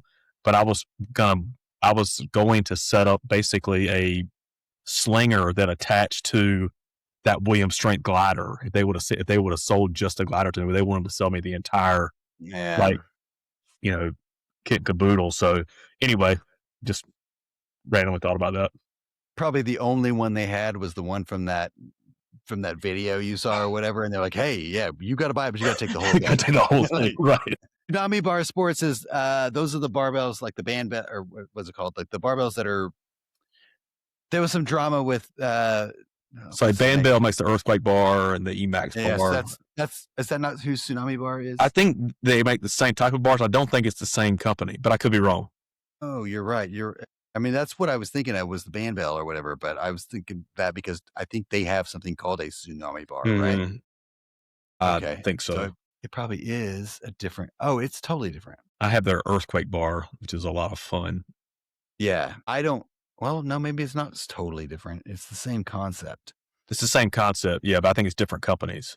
Yeah, it is different companies. Same concept. Bendy bars. Yep, basically.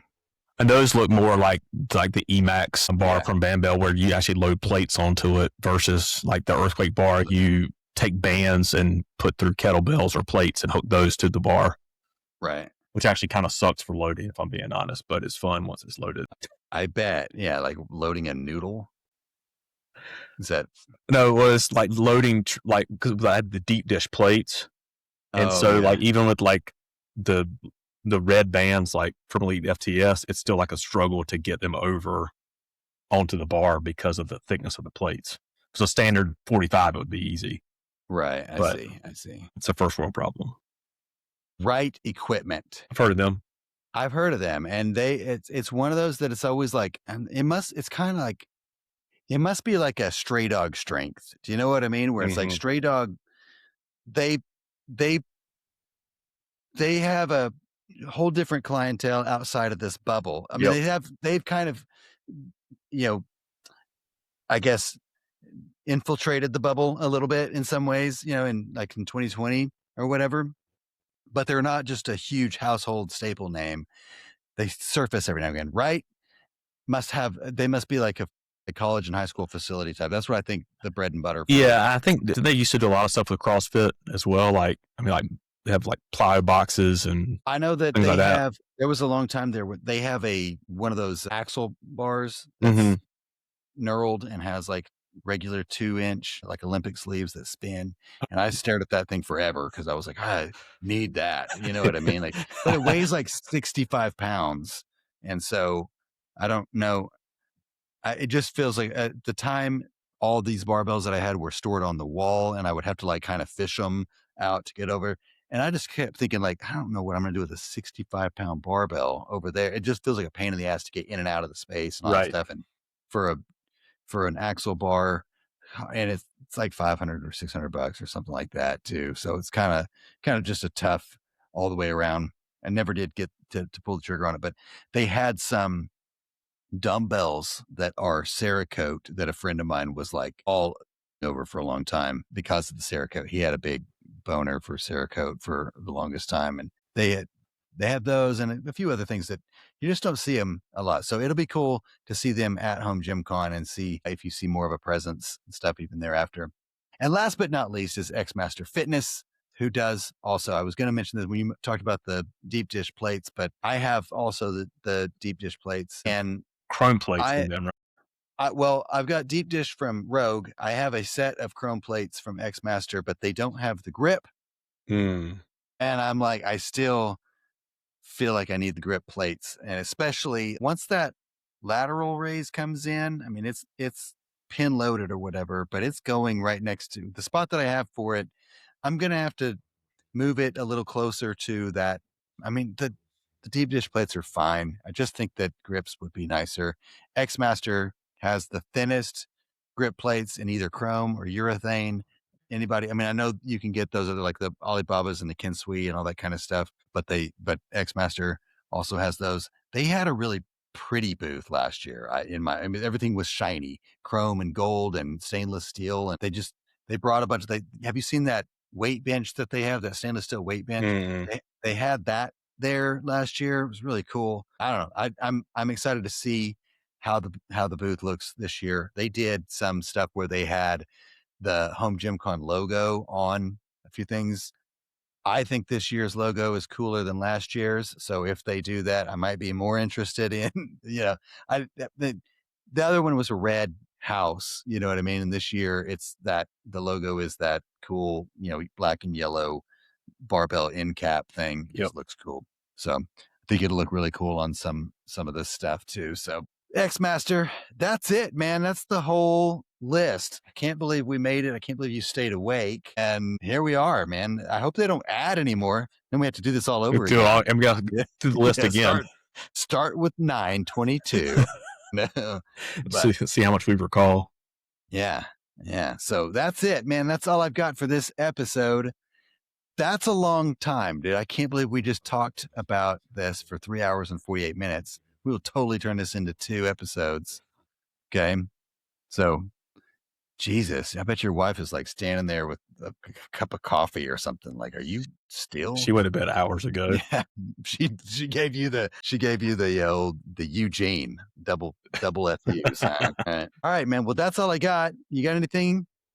Nope. All right. Well, it was good hanging out with you, man. I appreciate you guest hosting, not ghosting, but guest hosting this episode of Rep, Rent, Repeat. So again, if you're out there, and I know we didn't do a featured gym this time, but if you guys want your gym featured on Rep, Rent, Repeat, just send pictures, send videos, or send me a link to your gym radar feature, and we will get you on there, and you'll earn yourself the exclusive featured gym sticker straight in your box. All right, man. We'll see you later. Thanks. Later.